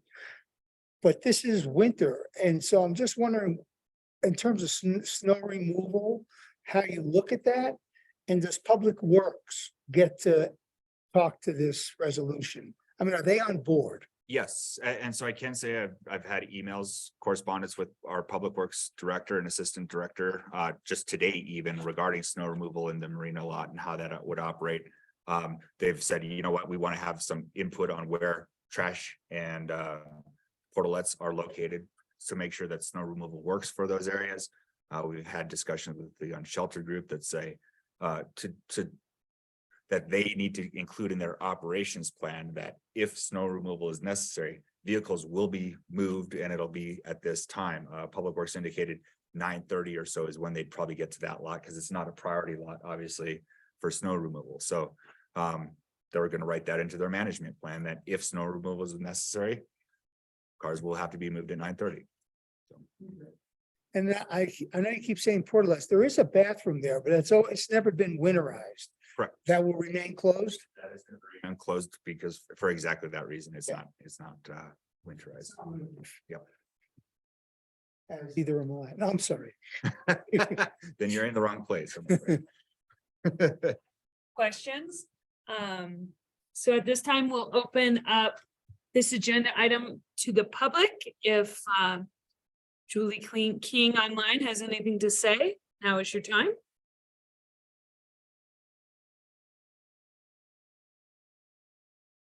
Seeing none, we will close the public comment portion of this agenda item and move on to discussion items. I think we can keep it pretty informal here. So if you have, it sounds like your questions kind of iterated a lot of your concerns.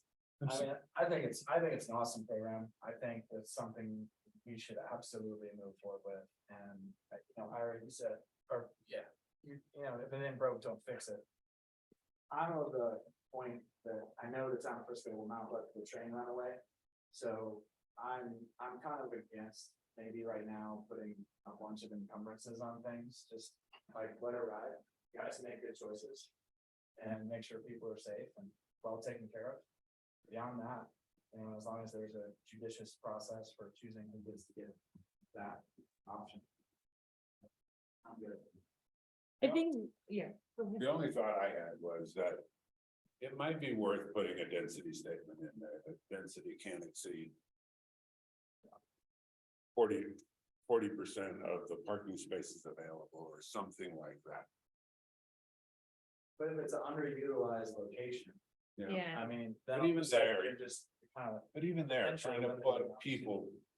people right next to each other in. But if that's their only spot. We've had, but we have history in this country that when you pack people too tight together who are life challenged, that can create issues. So I'd be sort of supportive of something that said, that density can't exceed something. These people too, though, I mean, they have dignity, they have to use their house to drive to work, I think they're gonna move just naturally to be like, hey, it's a blizzard, I work in Breckenridge, Mahomes coming with me, hopefully my spot's back here, and that these programs work really hard to get people onto the next step, and we're talking about stepping stones in our code and housing, and I think this is great. I think we see how it works and put that asterisk of do we need to revisit this next year in the code amendment talks and stuff, I wondered one. If some of these programs, I mean, I love the idea that there's a psychologist with this pre-existing group, and that's so stellar and it's so necessary. I don't know, I mean. I wouldn't be opposed to proposing that the town provides some amount of potential mental support program or availability there too. Like up at the med center or like whatever it is, people maybe don't have insurance, or maybe they can't afford to pay the doctor, whatever. And I think certainly the Building Hope resources are available. And I do want to point to that this isn't necessarily most of the individuals in this is not a program, there's no it's not addictions, it's not necessarily mental health issues, it's people that are in a life challenge situation because they lost their husband because it was bought out from under them or whatever else it might be. These are highly functioning individuals in our community for the most part. I think talking to Doug, who was the person that Danelle mentioned, who does the intake and the vetting of the of tenants, at least for the unsheltered group. He's generally very impressed with these, and there have not been challenges. And frankly, as they're going through that, he's indicated that he's had frank discussions that maybe this program is not right for you on the front end as well. So I think they do closely look at just to make sure it is a good fit. Most building types are great, and there's a lot of support. Yeah, jump in there, I moved too far away. What sort of participation have they had? We have numbers. So they said the first couple of years it slowly built, but at the Justice Center they had 10 to 12 pretty active. They've said they've already got 16 people that are interested in the marina lot. How many parking spots? There's 26 spots at the Marina Trailhead lot. So I don't want to, just because I make comments, I want to preclude, say, I'm not against, but I do like to make observations. And so the Agape Church, I would venture to say that most people don't know exactly where that is, nor have they ever seen that parking lot. It's off the beaten path. Similarly for the Justice Center, unless you're being hauled in at night, you don't really know what that one is either. This is Main and Highway 9. That's all I want to say. I mean, I think I know some of the people that helped start the program. I'm in favor of the program. It's just an observation that this is Main and Main. It would look as good as the Treasure Place or probably better than the Treasure Place. That is not, that is not following- that is not following the conditional use permit that we put Yeah. on them. They're getting worse and worse. So much now. Are you saying it was a safety perspective or? It seems like we're kind of as a group thinking. Recommending approval? The way it is, but with regards to maybe some density caps, if that starts to look like it's an issue. But maybe seeing if it becomes an issue before we impose them. Like anything, I mean, you see it on the local news about all these encampments that happen, and I mean, the neighbors are gonna police it regardless. If people walk dogs down there and have problems with it, the town's gonna hear about it, you know, it's like. And the town is gonna be the first in line policing it, because it is town property. We Yeah. want to make sure that our property is maintained and used in a suitable way. Mhm. Our town police is gonna go through that, just like he does every single day, and they'll be looking at it. I just wanted to clarify that. Not so much that the visibility would be unattractive.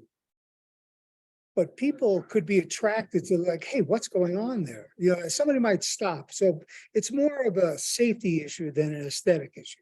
Yeah, and talking to this group and hearing some of the challenges in location. First of all, it works best, especially in the wintertime, if it is a paved location just for snow removal and other purposes. Ideally, it is a little bit isolated and off the beaten path, so there is a little that sense of privacy. That at one point they asked about the West Main Park and Ride lot and said, well, first of all, there was issues. It's a CDOT lease and a few other things. But ultimately, they said, it's just not a great location for them too, because it's going to be a very noisy, high profile area and not ideal for them. So spent quite a bit of time working with this group trying to identify. Ultimately, town staff decided that particular location was the most suitable one for this winter, for this part that the town has any control or say in. So what you just said this winter, is this like a 1-year test run? It's only gonna be for this winter and certainly we'll see how it goes. And they'd be welcome if it's successful. I think they'd be welcome to apply again next winter. In the meantime, though, we're working with the Forest Service to try to open up like the Giberson campground would be an ideal location for something like this where the campground's not open in the wintertime. But that has Forest Service needs to change some of their rules in order to do that as well. So Would there be snow removal if we did that? there would have to be arrangements made on some level. So again, there's things in the works. This kind of came, I mean, we've been talking about it since August, but things move. Unfortunately, the pace of government sometimes, but we're moving forward with this as quickly as we can. And when would it become a code change? As soon as they approve it? Or, I'm sorry, October 11th, if the Okay. emergency ordinance is passed on Tuesday night. Solve this thing, but I just went back to sanitation thing. I think there should be something there that says, sanitation company, guys that sell the kind of porta lots, because they have a metric around people equals how many times a week. But that guideline should absolutely be something that's written in there, so people's health and safety is disregarded. Not disregarded, regarded. Yes. Obviously, it's taken into huge concern. Yeah, no, absolutely. And That just goes to, we don't care who the group is. These are the rules, right? Sign up or don't, but. And staff will certainly incorporate those into the kind of administrative rules, so to speak. We have heard from the unsheltered group that they currently at their current operations have those portalets serviced once a week, which has been fairly, I think actually pretty deep, probably more than a lot of other places would do. So I think once per week with that number of vehicles is actually pretty. More good. than most construction zones. Yeah. I'm not gonna read the numbers, but it's whatever the sanitation company per capita would recommend. Absolutely. Anybody want to make a proposed motion?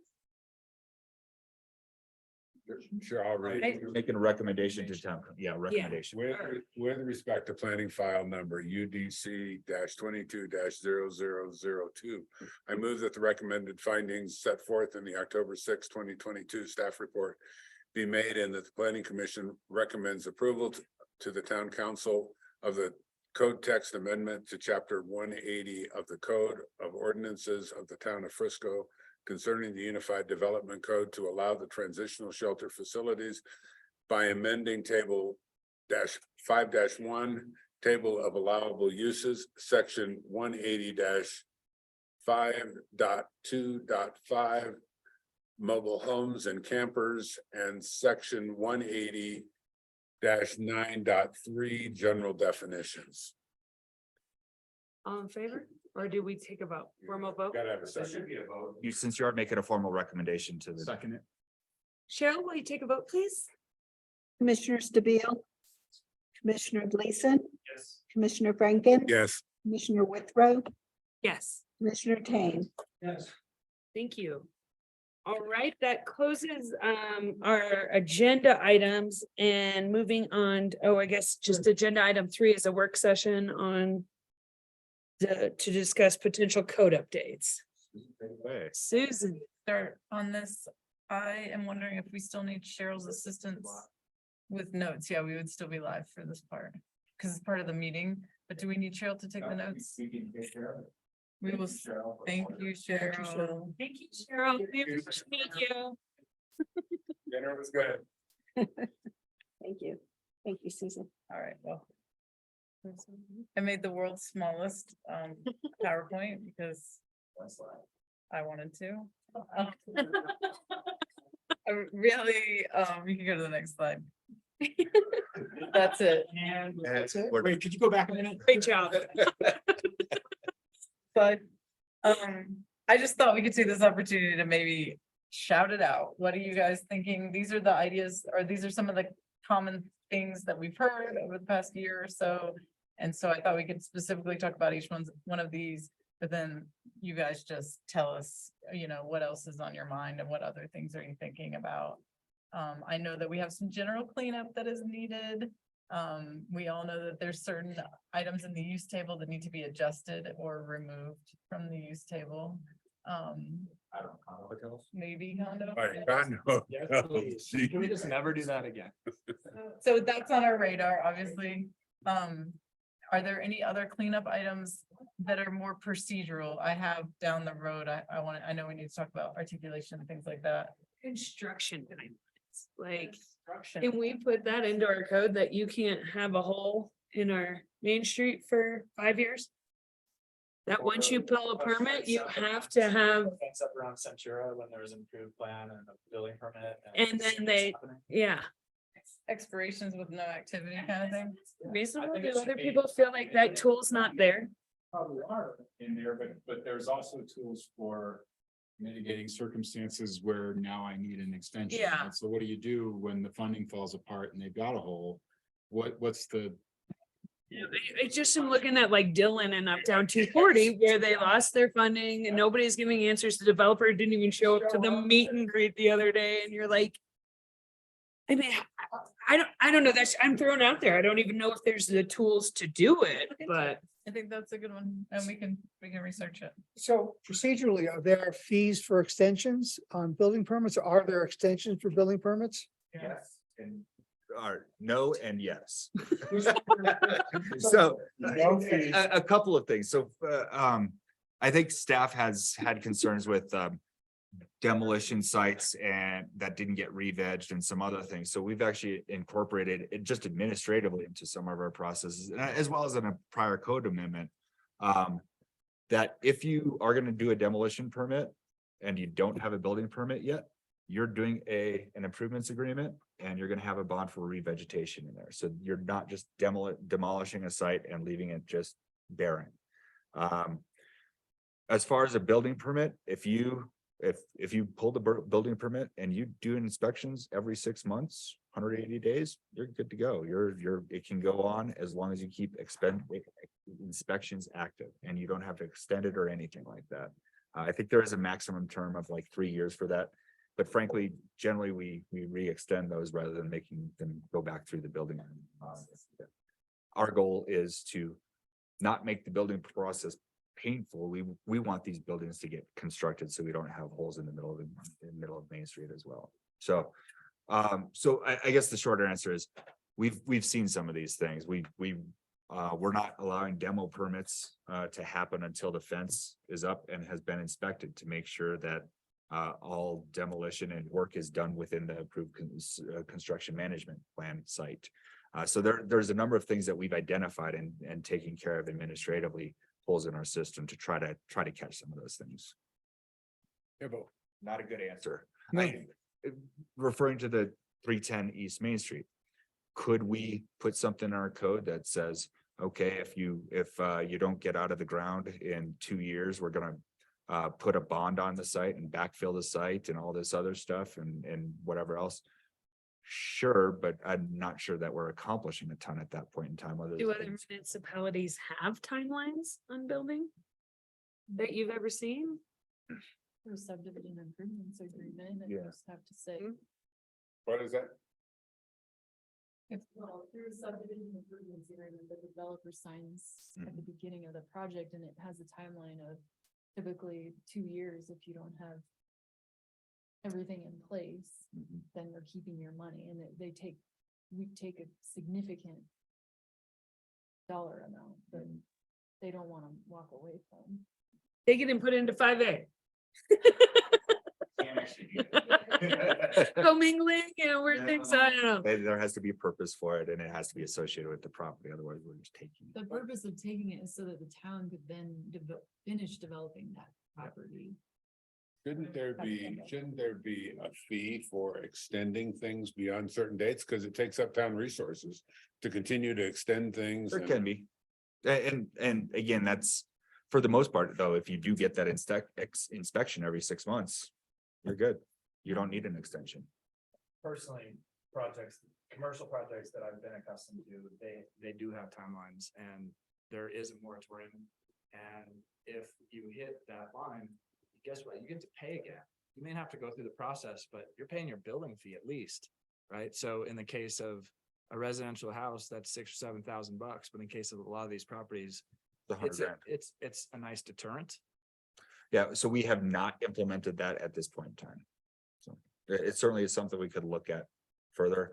Again, I don't know that would ultimately get solve the problem of getting a hole filled in. I think it gives them motivation, though. It does. I mean, unfortunately, the problem areas that we're all accustomed to, you can't retroactively apply anything, but any projects going forward it could be a possibility. I think there just should be something that holds them accountable. It's like, why make a rule if you're not gonna regulate it? And not a $65 fine. Yeah. Or why make us go through all the process of approving a project and then deciding not to build it and. Getting harassed on the and street. And leaving a fence up the whole time. Well, for example, with Mr. O'Neill's project, we do not have a limit on when you have to take down your construction fence. So this would be the project on School Road there. Yeah. They put up the fence when they did the demo work for the old hospital, the blue roof building there. Right. And I believe they did a re-veg, or they have a re-veg bond, but they haven't re-vegged it yet. So we want to make sure that They wouldn't pay They wouldn't pay what? their improvements agreement. The security for revegetation. So there's Well, how no does that- accountability how does for that them? fly? So again, this is It was- one of those process things that we've solved. Now, if you don't have an active building permit, you're doing a re-veg bond up front. We didn't have that process in place before. So we've, again, as developers show us some loopholes in our processes, we work to close those. So we approved that hospital project, for lack of a better word. Yeah. Do approvals expire if you don't act on them? Approvals do expire, so conditional uses are valid for 1 year. So the conditional use you approved today, that's valid for 1 year. The site plan ironically is vested for 3 years. So, or it has a 3-year approval. Nothing's vested until you actually take action on that and go for building permits or whatever else. So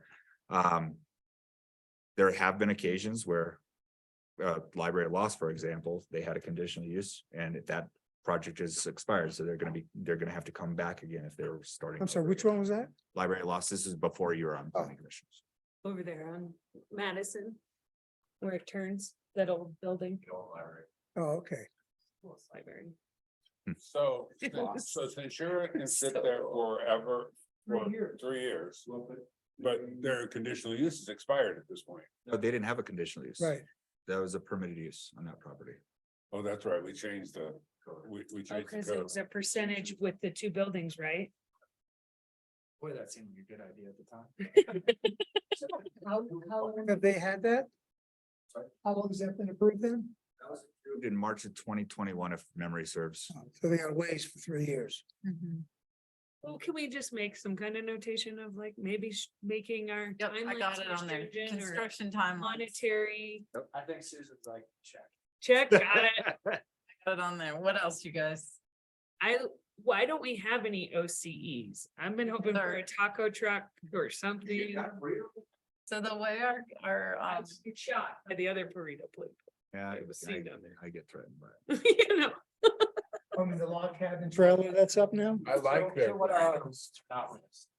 our outdoor commercial establishment rules are written. It can't be on public property. It has to be on private property. On main, it has a very small footprint, which is smaller than most people's food trucks. We can only have one per block on Main Street. So if like the log cabin truck is there, nobody, the Moose Jaw can't have an OC on their property. Sometimes a long time ago, they would sell stuff on the side of the Moose Jaw. how can we have parklets, but we can't have Just saying, a food it's truck? definitely one of the things. Well, not our code. We would have to revise the code. So if this is something you're interested in us looking at, I am. we can definitely bring that back. to What you. was the size of that bar? Oh, that one was like 300 feet. That was crazy. Oh, that's your building, right? Place, they designed it specially to be 10 by 10 and be 100 square feet on the nose, which is not, it's certainly a non-standard. So And she does a But good I job do of think that, that but- barbecue one was.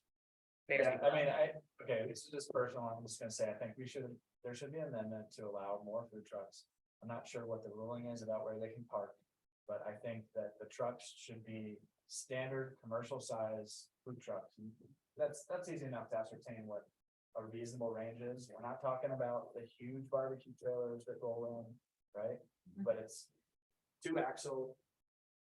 Basic sort of, not just basic, but Yeah. reasonable food trucks, just to promote some variety and a little bit more entrepreneurialism. When those roll in, do they have to pay taxes on their sales? The town of They need a Fishkill? business license. They need a permit from Summon County Health. for adding them. So how do you feel about the 180 day limit on operations for these food So trucks? then how's that one operating? They haven't been operating. They're closed 2 days a week. It's 180 days in a calendar We year. got 5. 180 days in a calendar year. They started in March. They were closed for a couple weeks during spring mud season. They're going to be closed again here for fall mud season, and then they're probably going to skate in right at 180 days at the calendar And year. who's regulating? Oh, me, in my spare time. But I mean, the original purpose for that. Counting his receipts. That's fine, and then bricks and together. I think that's what it is. So should the regulations like that keep the existing brick and mortar restaurants okay with this kind of addition? I suspect if you talk to most of the brick and mortar restaurants on Main Street, they would say, we don't want any food trucks on Main Street. Just want to get it out there. I suspect that would be the response. I mean, So here's another But most of- conversation. But most of them don't want another restaurant to build in the next empty spot either. So, I mean, Don't worry, your real estate office. is- Main Street's a disaster. So what do people think about having a food truck zone? Or I like that idea. where it's on the two peripheral streets and the two don't really work. So really, we're talking about Granite, because Galena is sort of pretty resi.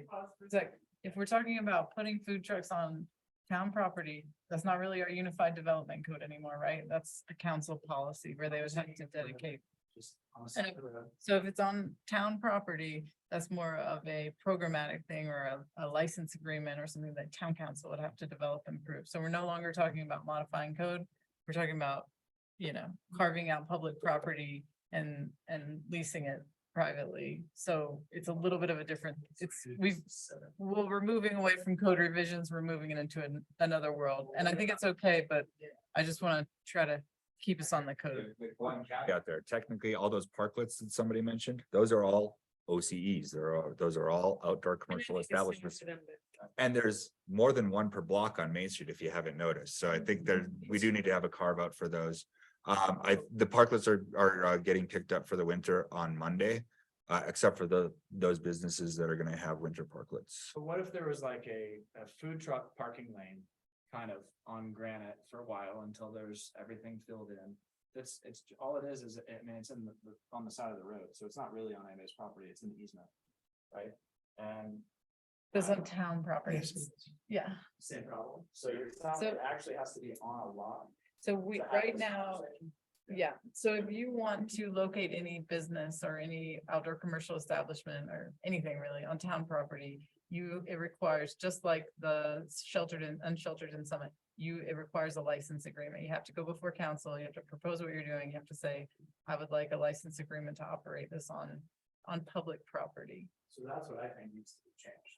Okay. Because the realistic potential for putting food trucks on private lots is diminishing exponentially. Like we are almost out of those and we will be in 5 years. So if food trucks are a thing. And I think you just have people to like get a them, license. it should just be, hey, I need to pull into town hall, get a license, and like, here's the parking strip. Where that goes. Okay. And it's not on Main Street. They're in the farm lot. Well, again, I think that's. Maybe the marina, down by Yeah. the marina might be kind I of don't know cool to about have a marina. little food court, Right. food truck. But I think there might be a spot for Or it. somewhere. Yeah, right? no, I agree. There could be a spot for it. I just don't think it's on Main Street, but I think it's. But if Outer Range wanted to have a food truck, they ought to be able to get a food truck. There's that town park, you know, by the It's like, it's like on the private property, that's different. information center, and then there's 3 little parking spots behind there. Uh-huh. I'm like, that'd be a perfect spot for a food truck in that one little spot, one designated area, and like, you gotta sort it out who gets it on what days and what food trucks, because it doesn't seem like food trucks are knocking down our door, but. Or the guy that owns the laundromat, they can put food trucks back there. That already happened. There's But now there's a new discussion, owner. there's one under proposed. So what I think I'm hearing is people are generally in favor of finding a way. Question is where and exactly what the vehicle is to do that. I think there is direction to let's look at those E regs and borrow from other communities. Okay, and then, Plagiarize. and then the allowing it Plagiarize. on town property is kind of, it's almost a separate conversation that we could still bring up to town council, you know? I think side note, talk to town council about. Because I don't know how much private property we have to talk about. And moving on to another subject, parking. Parking. Can we shrink the number of required parking spaces? Because watching some of these houses come before us with stupid parking arrangements. I don't know, living in the peak one neighborhood is. all You 15 eliminate neighborhoods, parking and then you, 16, yeah, And there's no place for those other cars to go. Those are 3-bedroom homes that have 2 parking spots for the most part. It's a Now what? problem. and you don't have reliable. November 8th about that. I get where they're coming from, but you have to have reliable transportation, like New York City, you don't have parking, but you have. Metros, you have subways, you have all these other vehicles to use. And we don't have that, and if you zone it out, then you have a bigger problem. It seems like maybe as you get closer to Main Street and more walkable, you could start to look at. To me, it's never about eliminating parking requirements for any size unit, but maybe the 4-bedroom unit doesn't need 4 parking spots. Yeah. Maybe you could start to look at that, but again, living in a neighborhood that's. Or how do we solve these past parking problems of like, okay, we put all our locals there who all have 2 kids or plus and turning 16, do we create permits for right-of-way parking for them? No, not allowed to in peak one because it's Or too there's- narrow. Yeah, that's why there's never a way park on. They go, I mean, people are not gonna get out of their cars, they're just gonna plug them, but there's still gonna be a car that needs a place to live. The one that gets me about the parking is that all these multifamily projects that come up and you see the bell. Right.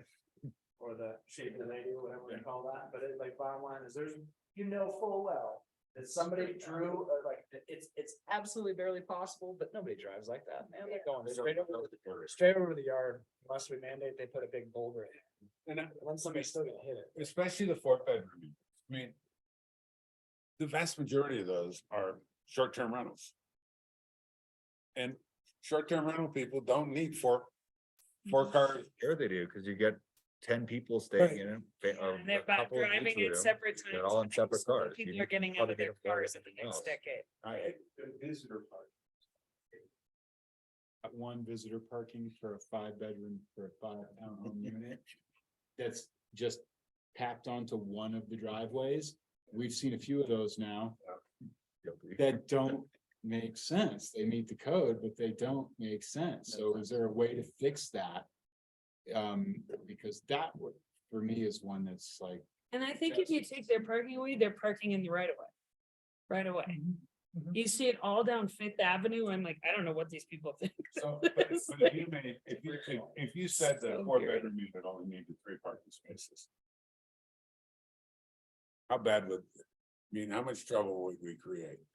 Honestly, I think that's probably an area where we could start to cut parking spaces because I actually agree. I know that we have some short-term rental properties where every single bedroom has a car associated with it, but I also feel like if you're here on vacation, there's no like immediate demand. You're not like getting up to go to work the next day. If you're late for your ski trip, it's not an emergency. Do you know what I mean? And I think that that might be an area where people have the capacity to deal with a little bit of inconvenience or maybe a little bit of carpooling.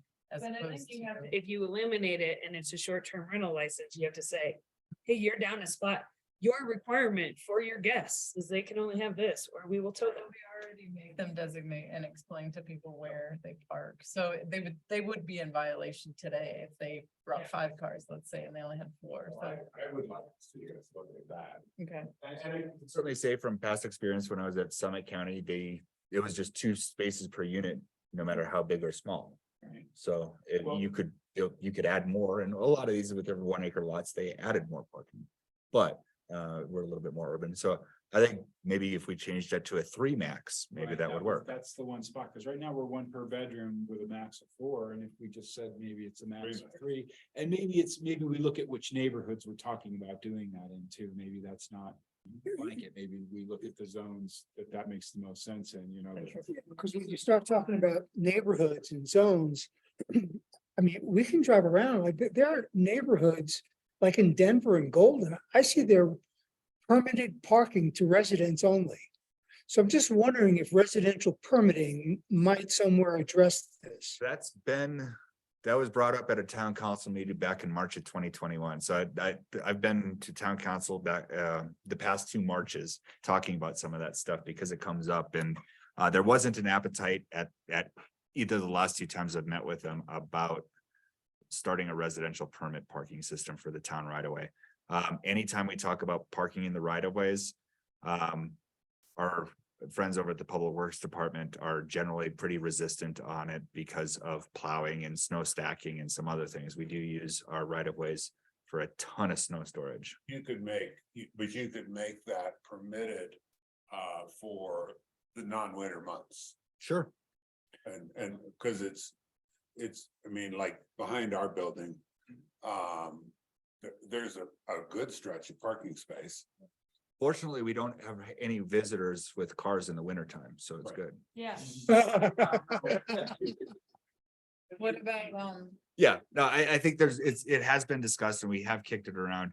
I mean, and there are places where people actually park in the right of way and Public Works works around them. You look at Ridge Street in Breckenridge where they say, okay, Tuesday, can't park here because we're plowing and you'll get towed. And so there are ways to do that and work around that. My suggestion has been to town council, if we are going to go there, let's start it with workforce housing only, and maybe we move. But I feel the like those visitor people park- definitely have cars and kids and live here full time. Visitor parking into the right of way, like looking at Granite Park or 619 Granite, we had to fit, I think it was 6 visitor parking spaces onto that property. If we move those visitor spaces onto the right of way, which frankly, the visitors are probably going to use first anyways, that could be a step in the right direction. And it's a workforce housing project. It's meeting community benefit, so. I think you could work into like some sort of like a situational thing, like if it's in this zone district or whatever, like what options do we have? Maybe, I don't know. But I feel like workforce is the first place that's gonna have the problem with parking, because they have kids that live here and. Other places, there's parking credits if you're within a block of a bus stop. Mhm. You know, we started looking at that sort of thing, like if you're close enough to alternative transportation that's already established, or Breckenridge, we watched them build a new bus stop on a project because they worked with everybody to get the bus route changed a little bit. And, you know, if a developer were incentivized to create a new bus stop Mhm. so that they could save some parking, that seems like we should be able to make that. deal. Yeah, and To stop there. we've been, You're gonna have to pay for the bus to stop. there, too. Yeah. You know, a lot of times when parking is so limited and it's so hard, that's I a think better it's option. good. I'd rather pay for a bus stop and Yeah. pay for the Summit Stage to alter their routes. we and do built, whatever I need to. we built 2 bus stops into Lake Hill after consulting with the Summit Stage on that. The biggest challenge that we've had so far, and because we hear about transit-oriented developments, all this other stuff, the parking reductions at workforce housing neighborhoods in Denver and Boulder and all these other things, and they have something that we don't, reliable transit. I mean, I don't know if anybody's ever tried to Get over Breckenridge. go to Dillon on the bus, as an example. Challenge. It's an hour and a half ordeal, even though you can almost see it from here. So we don't have a functioning bus system right now. It's operates at 1 hour intervals and that's it. And they've shortened the times as well. So if you're a workforce person and you're in, I don't know, a later shift or something like that at the hospital, you're not using the bus at 3 a.m. So there is some limitations that we heard it when we were working with CDOT on the Granite Park. They said absolutely no parking reductions because they need the people that work there to get over to Silverthorne at 3 a.m. to go plow snow. So there are some realities, especially when we're talking workforce. Frankly, the non-workforce units probably have more opportunity to reduce parking because they have more options. I'd agree. How was the parking program received, like the paid parking or the enforced parking on Main Street? We're gonna find out about it at our work session on Tuesday. My only suggestion would be some more signs. There's only like 1 sign per light post, and I'm like, there's 10 parking spots in between, and that's a $75 ticket, like. We've had some sad And so many people. people are not used to it. I didn't. Okay. I heard it was coming, but everyone in my office did because they were so like. And we're like, why are you parking on our main street? But it was like the Breckenridge brokers who were coming over Mhm. and they're like, what? And we complained about Breckenridge. I was like, I know you only have to pay about 50 cents to get out of your $40 ticket, but we don't even sign. You get a 75. Breckenridge parking isn't $40 because I've gotten a ticket. It moves. So you've had more than one.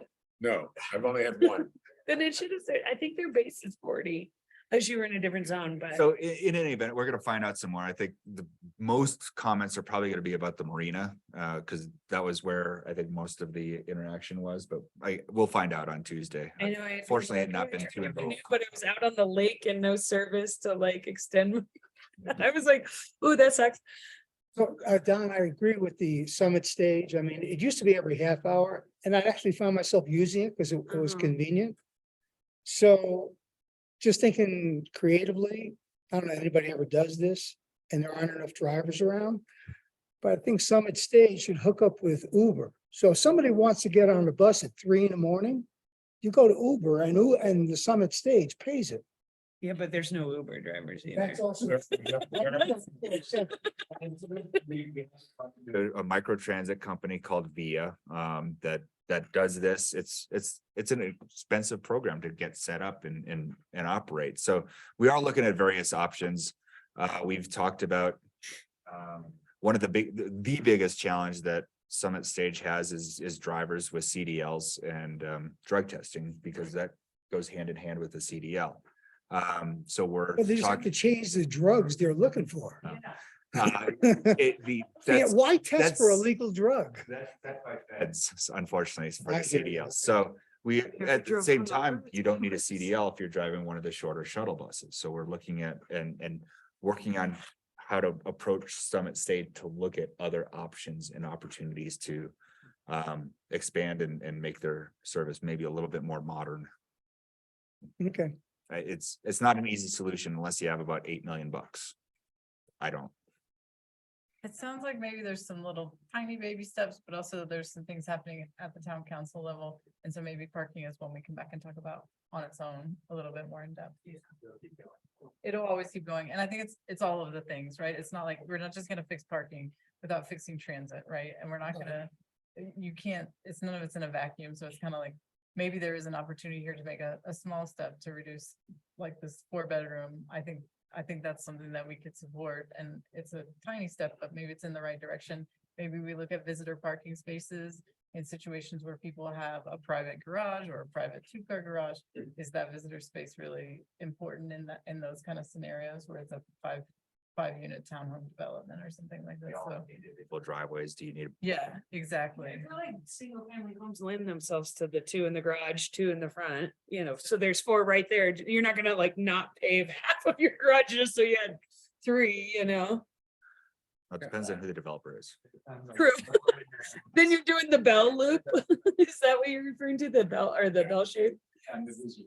Yeah, Because then it's off of one of the driveways. Yeah. So it's not. yeah. For the other 40. What about hot tubs and sheds and setbacks? This is one that makes a lot of people unhappy. Why? Because they're too close to the neighbor and the neighbor. So right now we say no development in the setbacks. So that's no roof eaves, no sheds, no hot tubs, no decks, nothing over 18 inches tall. So Keep it- Sheds feel like they should not be set back to me, Okay.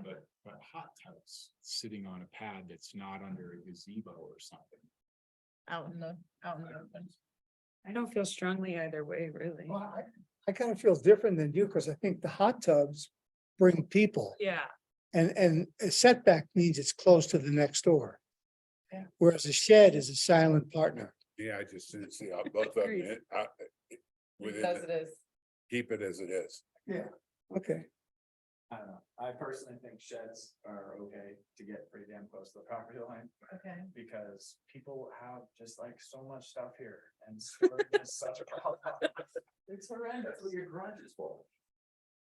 I mean, Do you know how quickly that built up? They even put cars next to it because they're all full white. So there you go. I mean, does the answer have less stuff? Anyway, yeah, hot tubs should not be the same. Okay. The last one is our development standards, both residential, non-residential. This gets so much conversation. I know that we obviously need to work on that articulation language because it's confusing to every developer that walks through the door. What about the rest of it? Do you guys feel like it's working? Do you feel like any of it should be? Define a wall, she says. Gross. oh, I'm getting there, hold on. I admonished the petitioner about a wall, so. Anyway. Define a wall, clean up the. And- minutes to reread. Well, I was like, I and make forgot grout, about make this. grout part of a requirement, that a material requirement. Yeah, the grout should. I mean, if I have to live with Fourth and Granite forever, Application method, style. But it's Telluride Stone's coming in, right? I heard some good news. they're gonna change the stone. All that. All visible building materials should be approved. Yeah. Including grout, et cetera, et cetera, et cetera. Materials shall be discussed and described. as Yeah, part of the materials, totally. Sure, sure. Oh, yeah. Yeah. Well, no, it's the closing, it's the everything else to discuss. And that any significant alterations have to come back to planning commission. So, speaking of drought, I've got my other cross, that I'm gonna get it on for a second. The Munsell scale, which we started talking about a little earlier. The definition of what acceptable colors we'll approve in this town. I mean, I am disgusted by white here, and you can tell me it's not white, but there's white buildings that have slipped through the cracks. They're both residential. There's a beauty on Creekside right now. They just put a whole new reclad on. It's been sprayed out pretty much white. Oh, really great trim on it. Check it out. I haven't approved it. So that's residential. Might not have gotten a permit for that one. You should check because. About stop sign? We're still there. Yeah. So, I'm pretty sure that that shouldn't have been allowed, but. And Patrick's truck's blocking the driveway right away, so they can't leave. We're in food trucks, we're on Creekside, right, Creekside, right at Miners Creek, almost. Yeah, just between that and the bend. Right, but it's, brilliantly white. Was this, is single family or what is it? Single family. Well, our code right now doesn't say no white. It says no chroma over 3 or something, which Well, and this is, so is, that's one thing, but, that's where. but even the chroma over 3 is thoroughly abused. I actually want somebody to measure the hotel that. I just do got too. repainted Summit Suites, because I'm pretty eyesore. darn. It is the whitest thing I've ever If seen. if that's, The orange that it was. if that's, if. Oh, but at least Like, there that was might work. nostalgia. that might Painted in work there. a Microscopic analysis, but to the average viewer, it's Probably chroma. pretty much white. It's probably chroma 3.5. Yeah. I don't even know what's that, it's 3.1 something. Well, and that's just If it, is that the that. chroma doesn't even describe the thing that we're trying to prevent. Exactly. So our code isn't even like. Giving us the tools. You can have white in our code, and that's the thing that we keep picking on. Yeah. And so we just have to rework it. We have to figure out what the language is that prohibits the colors that don't work in this environment, and it's not the Munsell scale. So my my recommendation for that would be based on Pantones or something, probably Pantone's the best one, but you shouldn't go less than, we'll say like a 50% gray or 35% gray. That's to be discussed. Okay. Which I think, but it's something that actually has to do with people going to the paint store. Sure. Or I what think they it put needs on to their be boards. measurable. I don't feel like what we have now is measurable. Well, it is, but nobody has the ruler. It's, You should. I've seen. We have Hang on, take care. Muscle chart. I've been gifted it. And then the page is flipped and head scratched. yeah, and Susan, I've seen the book. I'm gonna say in future, what we absolutely need is there needs to be a measurable chart that's here for the planning commission. And all paint needs to be provided as physical samples. So they can literally be held up A to B. And then, of course, that's up to the building department to check on site that that's what got installed, but. Isn't having a materials board a requirement? I feel like nobody is bringing them anymore. They like. But It should always give it. you almost have to be more specific, because it gets, like, if they computer print something, that's Yeah. bogus, right? Yeah. If they show it on the screen, Mm-mm. it's whatever it could be, like, depending on the screen. Yeah, we're or the just like, thing. looks good. Just, I mean, the black doesn't even bother me, it's the super brights that Yeah. are. So are the super bright ones, are we talking about the trim is no white on trim or for body, Overall, for a larger body, right? But white on trim is okay.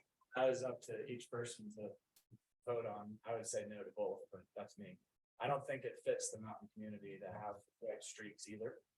I probably wouldn't agree to white strips, but I don't think it necessarily has to be in our code, but it, Well, I think our first issue here is to define what's too light in a way that I like measurable, right? And Measurable. probably maybe there's a different metric for the trim that's Right. a little. It's an a little accent lighter. code. But Yeah. measurable needs to be measurable to a builder, a guy at the paint store, and an owner within reasonable means, not necessarily having a Munsell scale or whatever. well, if it's, Any suggestions you have, and it Just depends, trying to I'm make not it easy. familiar, but yeah. Let's, Look at, and this is what we do with everything, we'll look at what other communities do and see if there's a better method than the Munsell color chart and bring that back to you. Most people use a lot of that because then it's specific to a vendor. Even if you buy painted Sherwin-Williams, so it's broken down into like, it's this much of X and it's this much of Y and it's this much of Z, and that's how all the paint. Yeah, for Sherwin-Williams, and so there might be a better method and we can just research it and bring that back to you guys as a recommendation. to go on to another topic that's not on your list. I think it might not be CMYK though, I think it might be RGB. RGB. Thank you. Oh, back my TV. Yeah. We had talked with the town council a little bit about. Can we limit? A fiveplex coming before us and saying one of those units has to be, It's called inclusionary zoning.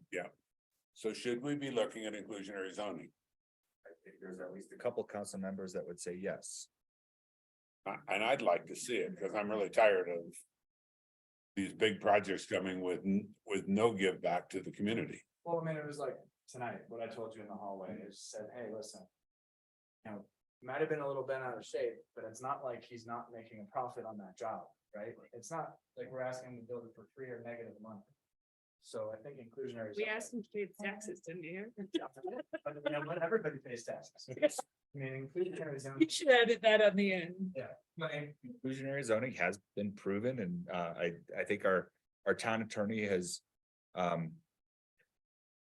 maybe a little conservative when it comes to some of those things, some of those ideas, but I think our town council is definitely interested, and there are places in Colorado that have done it, and I think we certainly could do it again on a project specific basis of its if it's a redevelopment where you're redeveloping what was workforce housing or whatever else. There's ways that we could write it in and certainly I'm have it almost wondering, like, defensible. what kind of research you guys could do, which makes sense. The projects approved over the last couple of years. What was the, you know, how many units over how many projects? And if we would have said, for instance, that for more than 4 units, for example, has to have one of those, like how many would we have? Or ended up 4 with? units, one of them Like, has to we- be. like, we- That's you know, easy to do it. but we almost, we need some sort of a tactic here to get to, I guess, what I call an exhibit, right? That says, well, if then, as opposed to just sort of like a blanket statement, but I think it would add a little bit more weight to the discussion. Yeah, and there's a couple ways that we could look at that and have done this a couple times in the past is first of all, look at the projects that have been developed and who actually owns them now. Prime example, Estates on Galena, which is behind the Loaf and Jug there, it's 13 units. 0 are owned by people that live and work in Frisco. There's a huge surprise. I just would have never guessed that. Very similar story at the Condos off Main and Town Center over on Granite. The only ones that are, I haven't looked at it in a little bit, so I can't say it for sure. I'm fairly certain the only ones in there that are owned and occupied by locals are the deed restricted units that were achieved by density bonus. So we certainly could easily do that, and we could actually show how it's meeting council goals of increasing the proportion of full-time residents in the town as well. I guess where I'm going to is just like, what's the size delta that starts to make it meaningful but not punitive? That kind of goes down to where the, what, you almost have to go, you have to look at sales prices, you have to kind of figure out sales prices. If you do a 4-plex and make one of them deed restricted, for example. I bet most of the developers will tell you they start losing money. Yeah, and I bet every landowner is gonna go. I think every landowner right now is gonna go, well, why am I paying the dues? Like kind of Lester's comment that was reiterated that I have this density under me right now, and that's my golden egg to retire on. I'm gonna sell my single family home and they're gonna tear it down and build the 5 underneath. Well, sadly, you should have built last year. But I think that's what's gonna be the public's pushback. Is that, why am I solving this problem when the town isn't solving it and building these apartment That's actually complex how and the town building is this?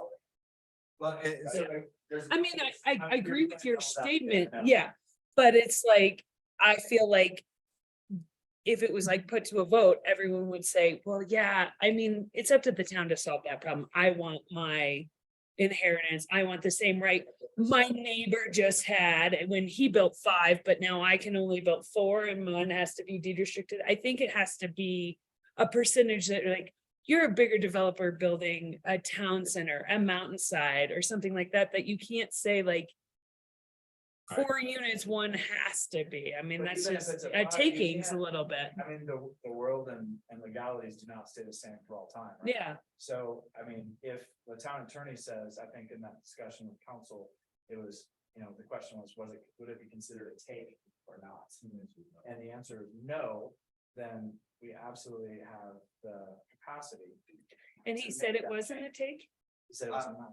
And I don't think he made a determination on that. He said he was concerned about it. I can tell you everything that I've read from other communities that have done this, it is not a takings. It has. Allowing someone to build. Yeah. A takings law is that you are taking the value of the property away and you're limiting you the actual would value of the if you- property. No, No, you're not. It's. You're it's reducing it, but you're not removing it. In the same way as we Takings is allow, removing 90% is generally where that line in is. in the same way as we allowed the people to build on the wetlands. But we didn't allow them to build as much as they wanted. We shrunk their house down. I would also add, We shrunk their house down actually quite a bit. Yeah, I wouldn't. Maybe in apples and oranges. I mean, it was, if it went to a vote, just looking at the polls of how voters go. For instance, we'll look at short-term rental taxes. Those resolutions passed, they passed very strongly. Because most people say, screw that, let them pay more taxes. And I'm sure that if this zoning were to go up for a vote in the future, people, I've been a builder, other people are in the, they'd say, screw the builder. They'd be happy to pass a law that would include affordable housing or deed restricted housing in that. So I mean, I would have run it under cover of a vote. You could, and I think our town council has generally been at the position of, you know what, that's a legislative determination. We should just do this. We shouldn't necessarily have to put it to the vote. The only reason the excise tax went to a vote is because it had to under state constitution in Tabor. So otherwise they would have just done it. Yeah, So, I mean.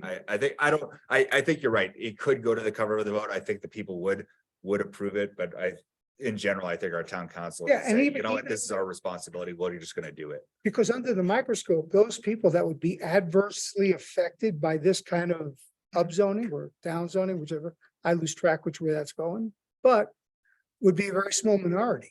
I mean, the majority of people would feel that they'd be benefiting from that kind of, code. A different topic. It's on the list. I think. Is it might be it a- Fourth and Granite? I'm waiting for that one. No, is there a way to, we haven't gotten to that part yet. Okay. Is there a Thought way? we covered that. Is there a way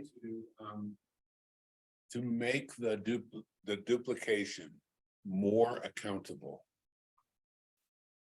On the same property or across properties? Well, both, but I mean, right now it's up.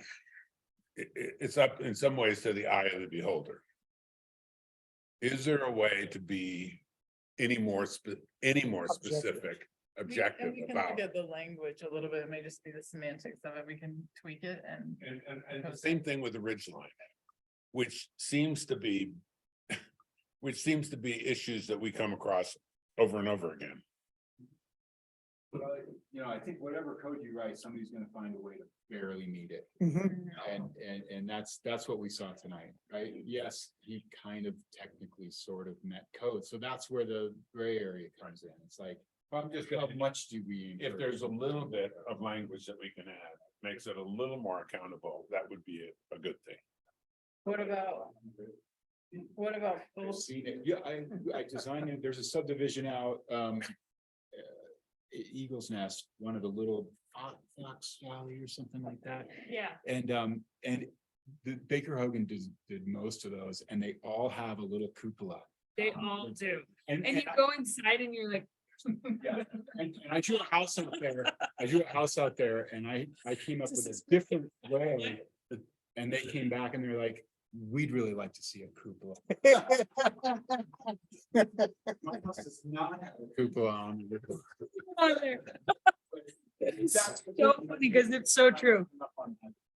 Just barely meet the code. As soon as somebody figures it out, then everybody, oh, that's all we have to I do. know. Oh, just put a cupola on If the we roof. tweak it a little bit and come up with a Well, little like, bit. my beef, I brought this up the last time we did a code. study. We have a code in this town that says you can exceed the height limit with church steeples. Yeah. And clock towers. Yeah. Which is why we have so many clock towers. I want a code that says if your clock is wrong, you're fined daily. Or it never ever works again. Right, or take it down. Everybody that goes through Frisco is like, man, that whole town can't keep time. There's not a clock right in that town. Oh, my friend, that is the truth. What about the bulk plane? Do you guys think the bulk plane, No, it's darned if you do and darned if you don't. Because I if we thought about, don't, like, it's going straight up. Right, if you just kick it, then people are just gonna go vertical and that's not. okay with the allowance of the 350 cubic feet? Or the up to 350? I'm okay with the allowance as long as it's to our discretion. The planning commission's done a pretty good job, I feel, from everybody's perspective of when it's okay and when it's not. And I mean, like that bit of purview seems to be okay. I don't know, I don't think I. think you keep the bulk plane Yeah, step back is one that I've been working on lately, though. What? The third floor step back that we have, that's on just Main Street, Main Street, Central Core. That one's an interesting one You don't like because again, it's one of those things where there's a couple of loopholes that maybe we should try and close up. Cause it's right now, I can't remember the exact language, but it's the third floor has to step back from what? The bottom.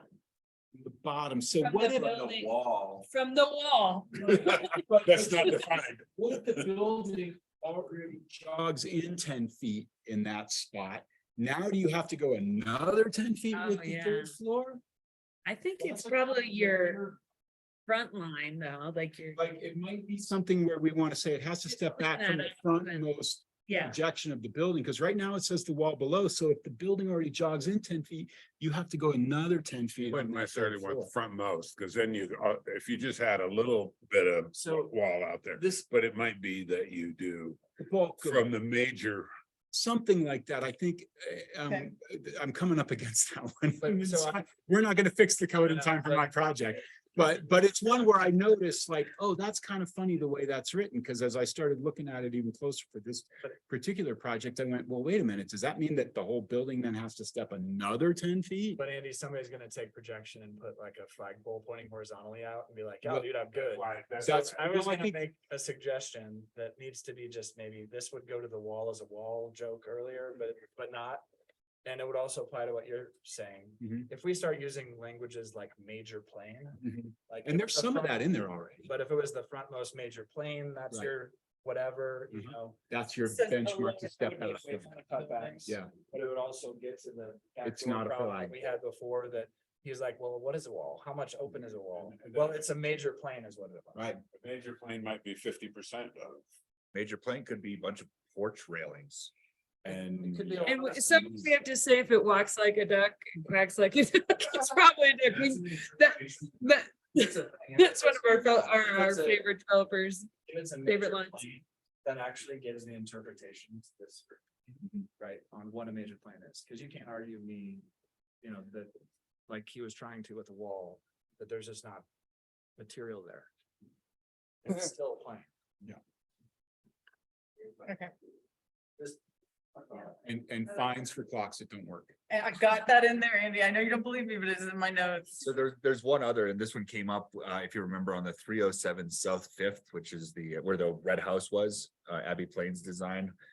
Where you had a high density zone versus butting up against a low density zone. And fortunately, she was able to adjust her development in order to address it and maybe make it a little less. You did a good job of that. Yeah. Is that something that you would like to try to address in the code? Because again, this is gonna happen more and more when I think we're having that sort of thing. I think there has to be. I mean, I think I argued that one pretty heavily. And she did a good job of sort of listening to that, but I think you can't simply take somebody in a high density zone and next to a low density zone and expect a, you know, Change the bulk plane. Change the bulk plane. The bulk plane, instead of it's starting from 24 feet or 20 feet, it starts at 12. When you're Adjacent to a lower lower density. density zone, maybe. Maybe, yeah, if you're adjacent to a different zone, that's fine, but. like it or don't, the Frisco zoning setup right now, we're gonna have more and more, I'm just describing a different condition, but we're gonna have more and more single-family houses that get slated for tear down, and they are gonna become the 4, 5s, and 6s, right? Absolutely. And, you know, We'll have people like next door are 12 gonna be- single family homes left. Yeah, I mean, people are gonna be highly agitated as that happens if they happen to be the one that last right across from it, but. But if So you, you're saying in the same zone, then you have to It's expect that. If I'm in the residential low and there's RH right next to me. Yeah. That's maybe where you start to look at, I like because, that. yeah, I like the idea. whether it's an alley or a street Yeah. or. I like the change to the bulk plane, that would help. It would do kind of what you're talking Yeah, that about, would- right? It would say, because now instead of starting with a 2-story element facing that, you have to start with a 1-story element, Right. so back from there. Well, gonna be, we'll get a bunch of snout houses though. Where you just have garages protruding out into the alley. Oh, yeah, I know. No. I mean, we're getting a bunch of the exact same thing now. Snout houses. We do have some regulations in the residential guidelines about front facing garages. We're typically not very strict on them, but if we can be more strict with that regulation. I think we did a good job on Second Avenue on the project just south of Granite on the west side of the road. Where originally there were, Andy's project, that's what he wants. where were 2 or 3 driveways coming out onto Second Avenue. On Second, It's already built. yeah, Oh, the ones. The Maybell, or is that? the Oh, one you're that was a talking while about? ago, okay, yeah, Yeah, well, that's- and we actually talked them into only putting 1 driveway into Second Avenue and the other 2 are out in the alley. There's another part of the code that I've noticed that we don't really typically ever call out, but that's people dumping snow in front of their garage doors and over their entries. Our code does actually say you're not supposed to do that, but we approve that all the time. And decks need to be counted into snow storage if you're a rooftop deck. If we really want our code to prohibit dumping snow in front of your garage doors, maybe that section needs a tiny bit more teeth. Why do we care? Well, it's in our code. If we don't care, then let's take it out of the code. But right now, it's in there as kind of. I feel like we had, My deck and I throw it into the driveway, that's my own stupid. fault. Well, it's roofs, it's in the Came code out that says we don't want roofs to shed in front of the Snow shed. garage.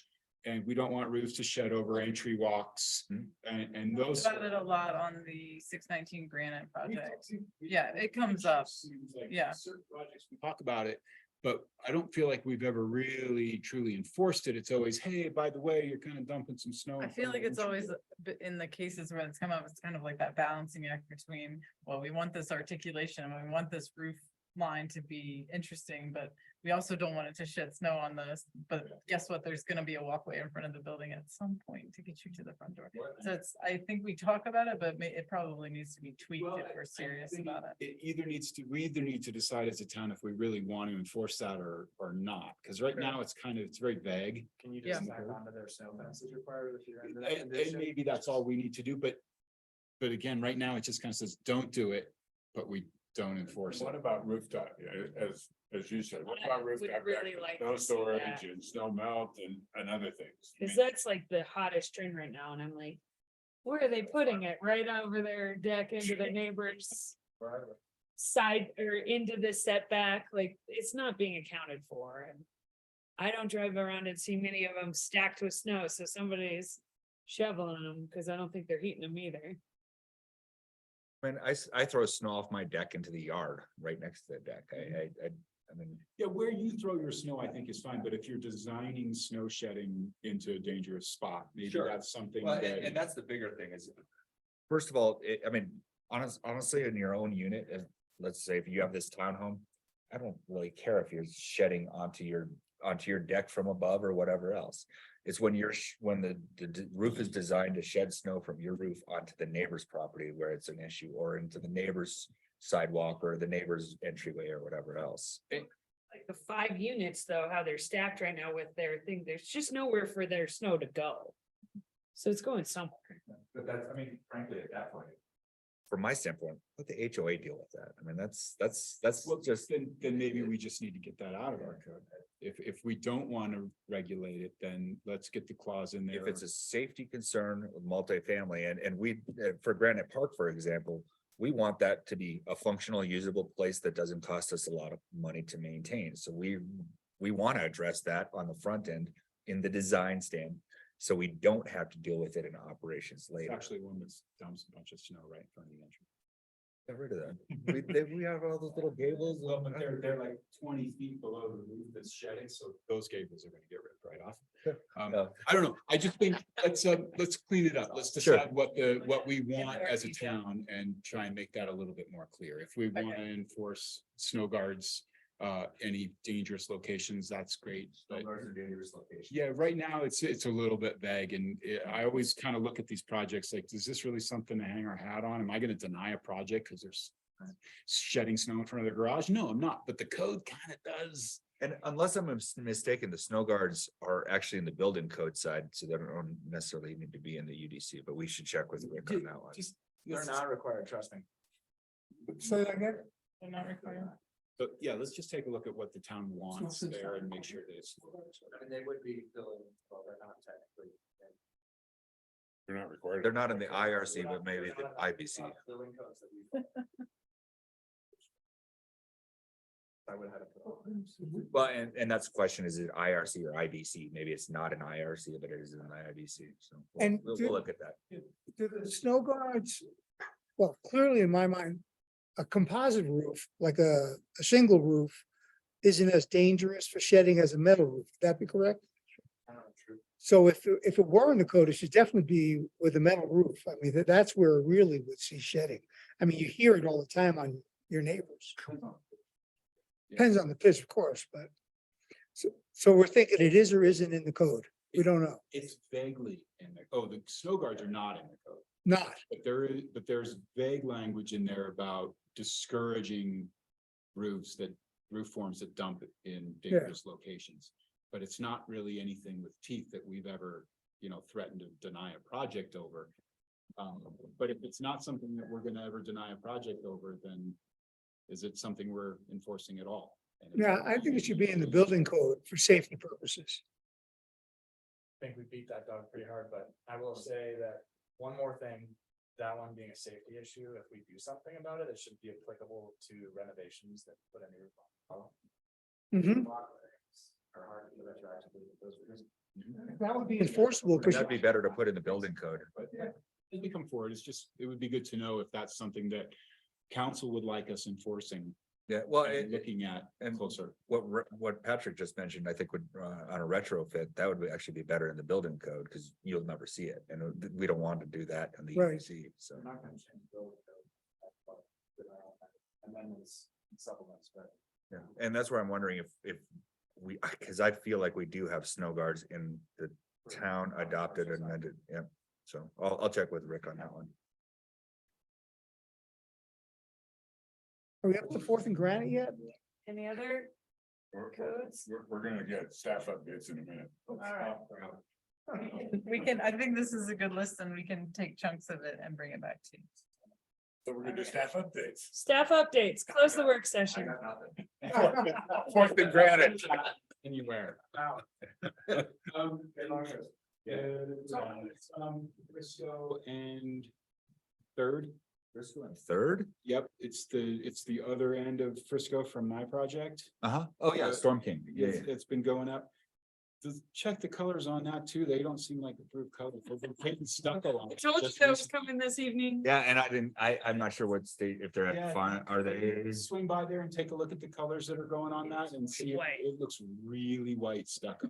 I haven't looked at And it. the stone is like, it's dry stacked, so we don't get to talk about grout, but the stone itself is like white. Frisco Street up here, the 5-2. Oh, yeah. The very It's possible, the stucco, and there's two different shades of stucco, so I'm thinking the one is the final color and the one is the scratch coat, but, yeah, if we could get somebody to run by there and just verify that against their How much material stucco board. is on there? There shouldn't be that much stucco on it. It's a significant amount. There's more than I thought we had approved too, but I haven't pulled plans out and started looking, but yeah, if somebody could go by and just take a peek at that. Let's see if they're doing it for Somebody's plans. sitting right there. Why don't we just We're looking at follow him. Susie? Way home is the other way. Probably too big. Okay, so there's something. Granted, Yes, sir. they excavated down to the footings. I mean, what was there? All right, so Yeah, the big Altos. We didn't say the dirt was the wrong color, did we? yeah, somebody did.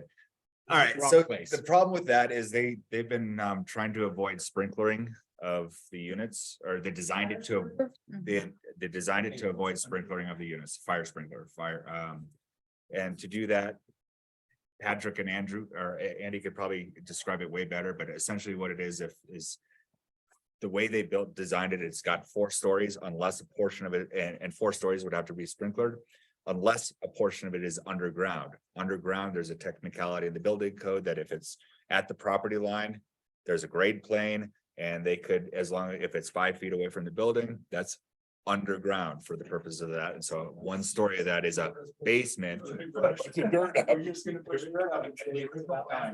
Moved, showed dry stack stone going vertically up and to create that grade plane. When they built it, they realized they couldn't stack boulders unless they tilted in, and they couldn't keep that 5 feet distance between there and the property line at the grade plane. Am I doing all right here so far? So I'm not a building official or an architect, so that's why I'm. So any event, they have now decided that rather than retrofitting sprinklers in all these buildings, they are going to actually create a concrete wall so that they can make that grade plane work. And then they're going to face it with Telluride stone with grout. An elevated landscape. Yep, an elevated landscape, Yeah. which is going to cover a lot of the grout you don't like. Yeah, and by the way, what you guys approved for the face of that concrete wall? Mirror and Telluride stone. Mirror. And, It's a hard room. and I know it's 8 o'clock. By the way, did you approve the crowd? The grout was, so it was all already on the plans, like, I'm talking about now the crowd is. oh, now, yeah, they want to match the building. So all that stuff Just was say that. approved for the original. So you can start showing your sharpness. The stuff you're covering, we're adding. Sharpie in your pocket every time you walk by. It's got a little secret. It's gonna be 30. There are no paint pens, aren't there? 30% more. We just keep sharpening. So, You need one to last move, comment, then I'm done. When we had that joint planning meeting with, it was mentioned that somebody on county council went to go to Lake Hill and doubled it, more than double. One of the county commissioners, yeah. I never saw that in the papers. That's still the case? It was. It was in there. It was in the paper. Back in, And that was the first I heard about it That too, was is when I Eli- read that the, was I said, Elizabeth. what? Yes, I didn't want to drop names. What'd she do? It was Elizabeth who insisted that they relook at Lake Hill to talk about doubling the density of Lake Hill. And that in fact put off the sewer and the town of Frisco because they were close to an agreement for 300 and. Yeah, all of a sudden they were talking about 800 units. I was like, am I missing something? I helped develop back in 2017 when I was with the county and my kids were this tall. And that's what the financial, or I'm sorry, the development mitigation study, the study that they had to do before they could go through the PUD zoning. That's what that was based on. And then once that study was completed and the county started just negotiating with the town for water, or demanding that the town give them water, depending on your perspective. They said, halfway through those negotiations, they said, oh, we're gonna go 1,000 units now, and town council said, what? Where did that come from? And no, we don't have enough water for 1,000 units, so I don't know what, yeah, it was, you can't be part of that. There was no Oh, discussion or the, collaboration. Mr. O'Neill was referring to of trading it. It's like, pretty sure we just got some we haven't used yet. And in anywhere near here, it's all forest, so. We had a great meeting yesterday, Trails Open Space or Trails Master Plan. Forgetting me Andy off the came. hook. Thank you, Andy. The materials will be online on friscotrails.com if you want to check out what was presented and take the surveys and add your 2 cents. We're just looking to update the plan. It's been 5 years. identify new projects, look at community priorities, see what shifted and changed. And then, in 2 weeks, the public comment period will close, and so then we can review what was brought up. And how that might impact the plan, what changes might go into the plan. So it'd be awesome if you guys can take a minute. I'll send an email reminder tomorrow. And we're gonna see the backyard in the peninsula. When the Forest Service, yeah, so the Forest, oh no, it should be before then. Yeah.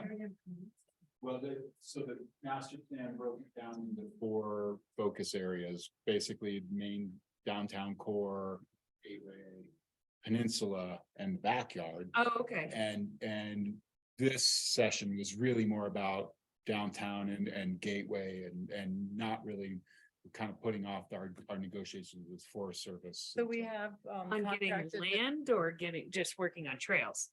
We've contracted with the SC Group to help us develop a proposal and conduct the NEPA studies necessary to do some management of that area in terms of the trails and the wildfire mitigation, so fuel reduction efforts back there. And so right now, we're at the point in the process where we've kind of submitted a pre-proposal letter to the Forest Service and they've accepted it. And we're scoping and doing the studies in the backyard areas, like all the, Didn't we just do a huge, that fire break there in the backyard? Isn't that considered the backyard? that is part of it. So trying to figure out what to do with those trails as well. Do we adopt them? Do we abandon them? Do we rebuild? I love And taking breaks. I know. I don't want to adopt them, then everyone will know about They're in the book. There were some in there that I didn't think were gonna make the book. You're not what people know. them. I know they know. That's why you find your hours. You gotta go at the right time. Timing is everything. This will hopefully help make some of them more sustainable. I'm sure you're familiar with the bridge work they did on the Mason Drown trails and it made it. Oh, it's really nice. Patty's is. Yeah. been up there. Yeah. So this will give us the opportunity to be able to maybe.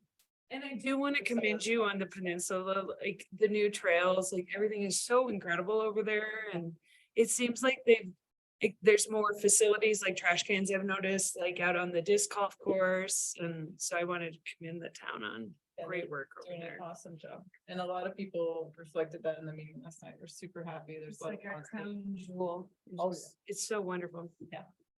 So footrest, is it going to? Actually, You ordered some more cookies? I haven't eaten mine yet. Something else not gonna take day out. They've got equipment outside, but Demo permits for a couple buildings. They'll have moving permits to move a couple buildings as soon as they have a fence constructed and installed over at the receiving side over at 25 Water Tower. So okay. that's the little cabins are going over there? the little cabins in And the Staley and the House? Staley House. Yeah. Or the Staley House is gonna go over there first. To maintain them? Per the overlay, like, is there regulations on how they have to move them and store them and keep them intact? That like, oh, bad winter got them, darn it. So they're gonna move Staley twice. Yeah. So they're not, I thought they were originally just gonna move it over to the. Yeah, I mean, feasibility for doing that while during construction, it's not. So. Okay. All right, great emotion. Move we adjourn. Please. Is Mark gonna keep building or? On Water Tower Way, by the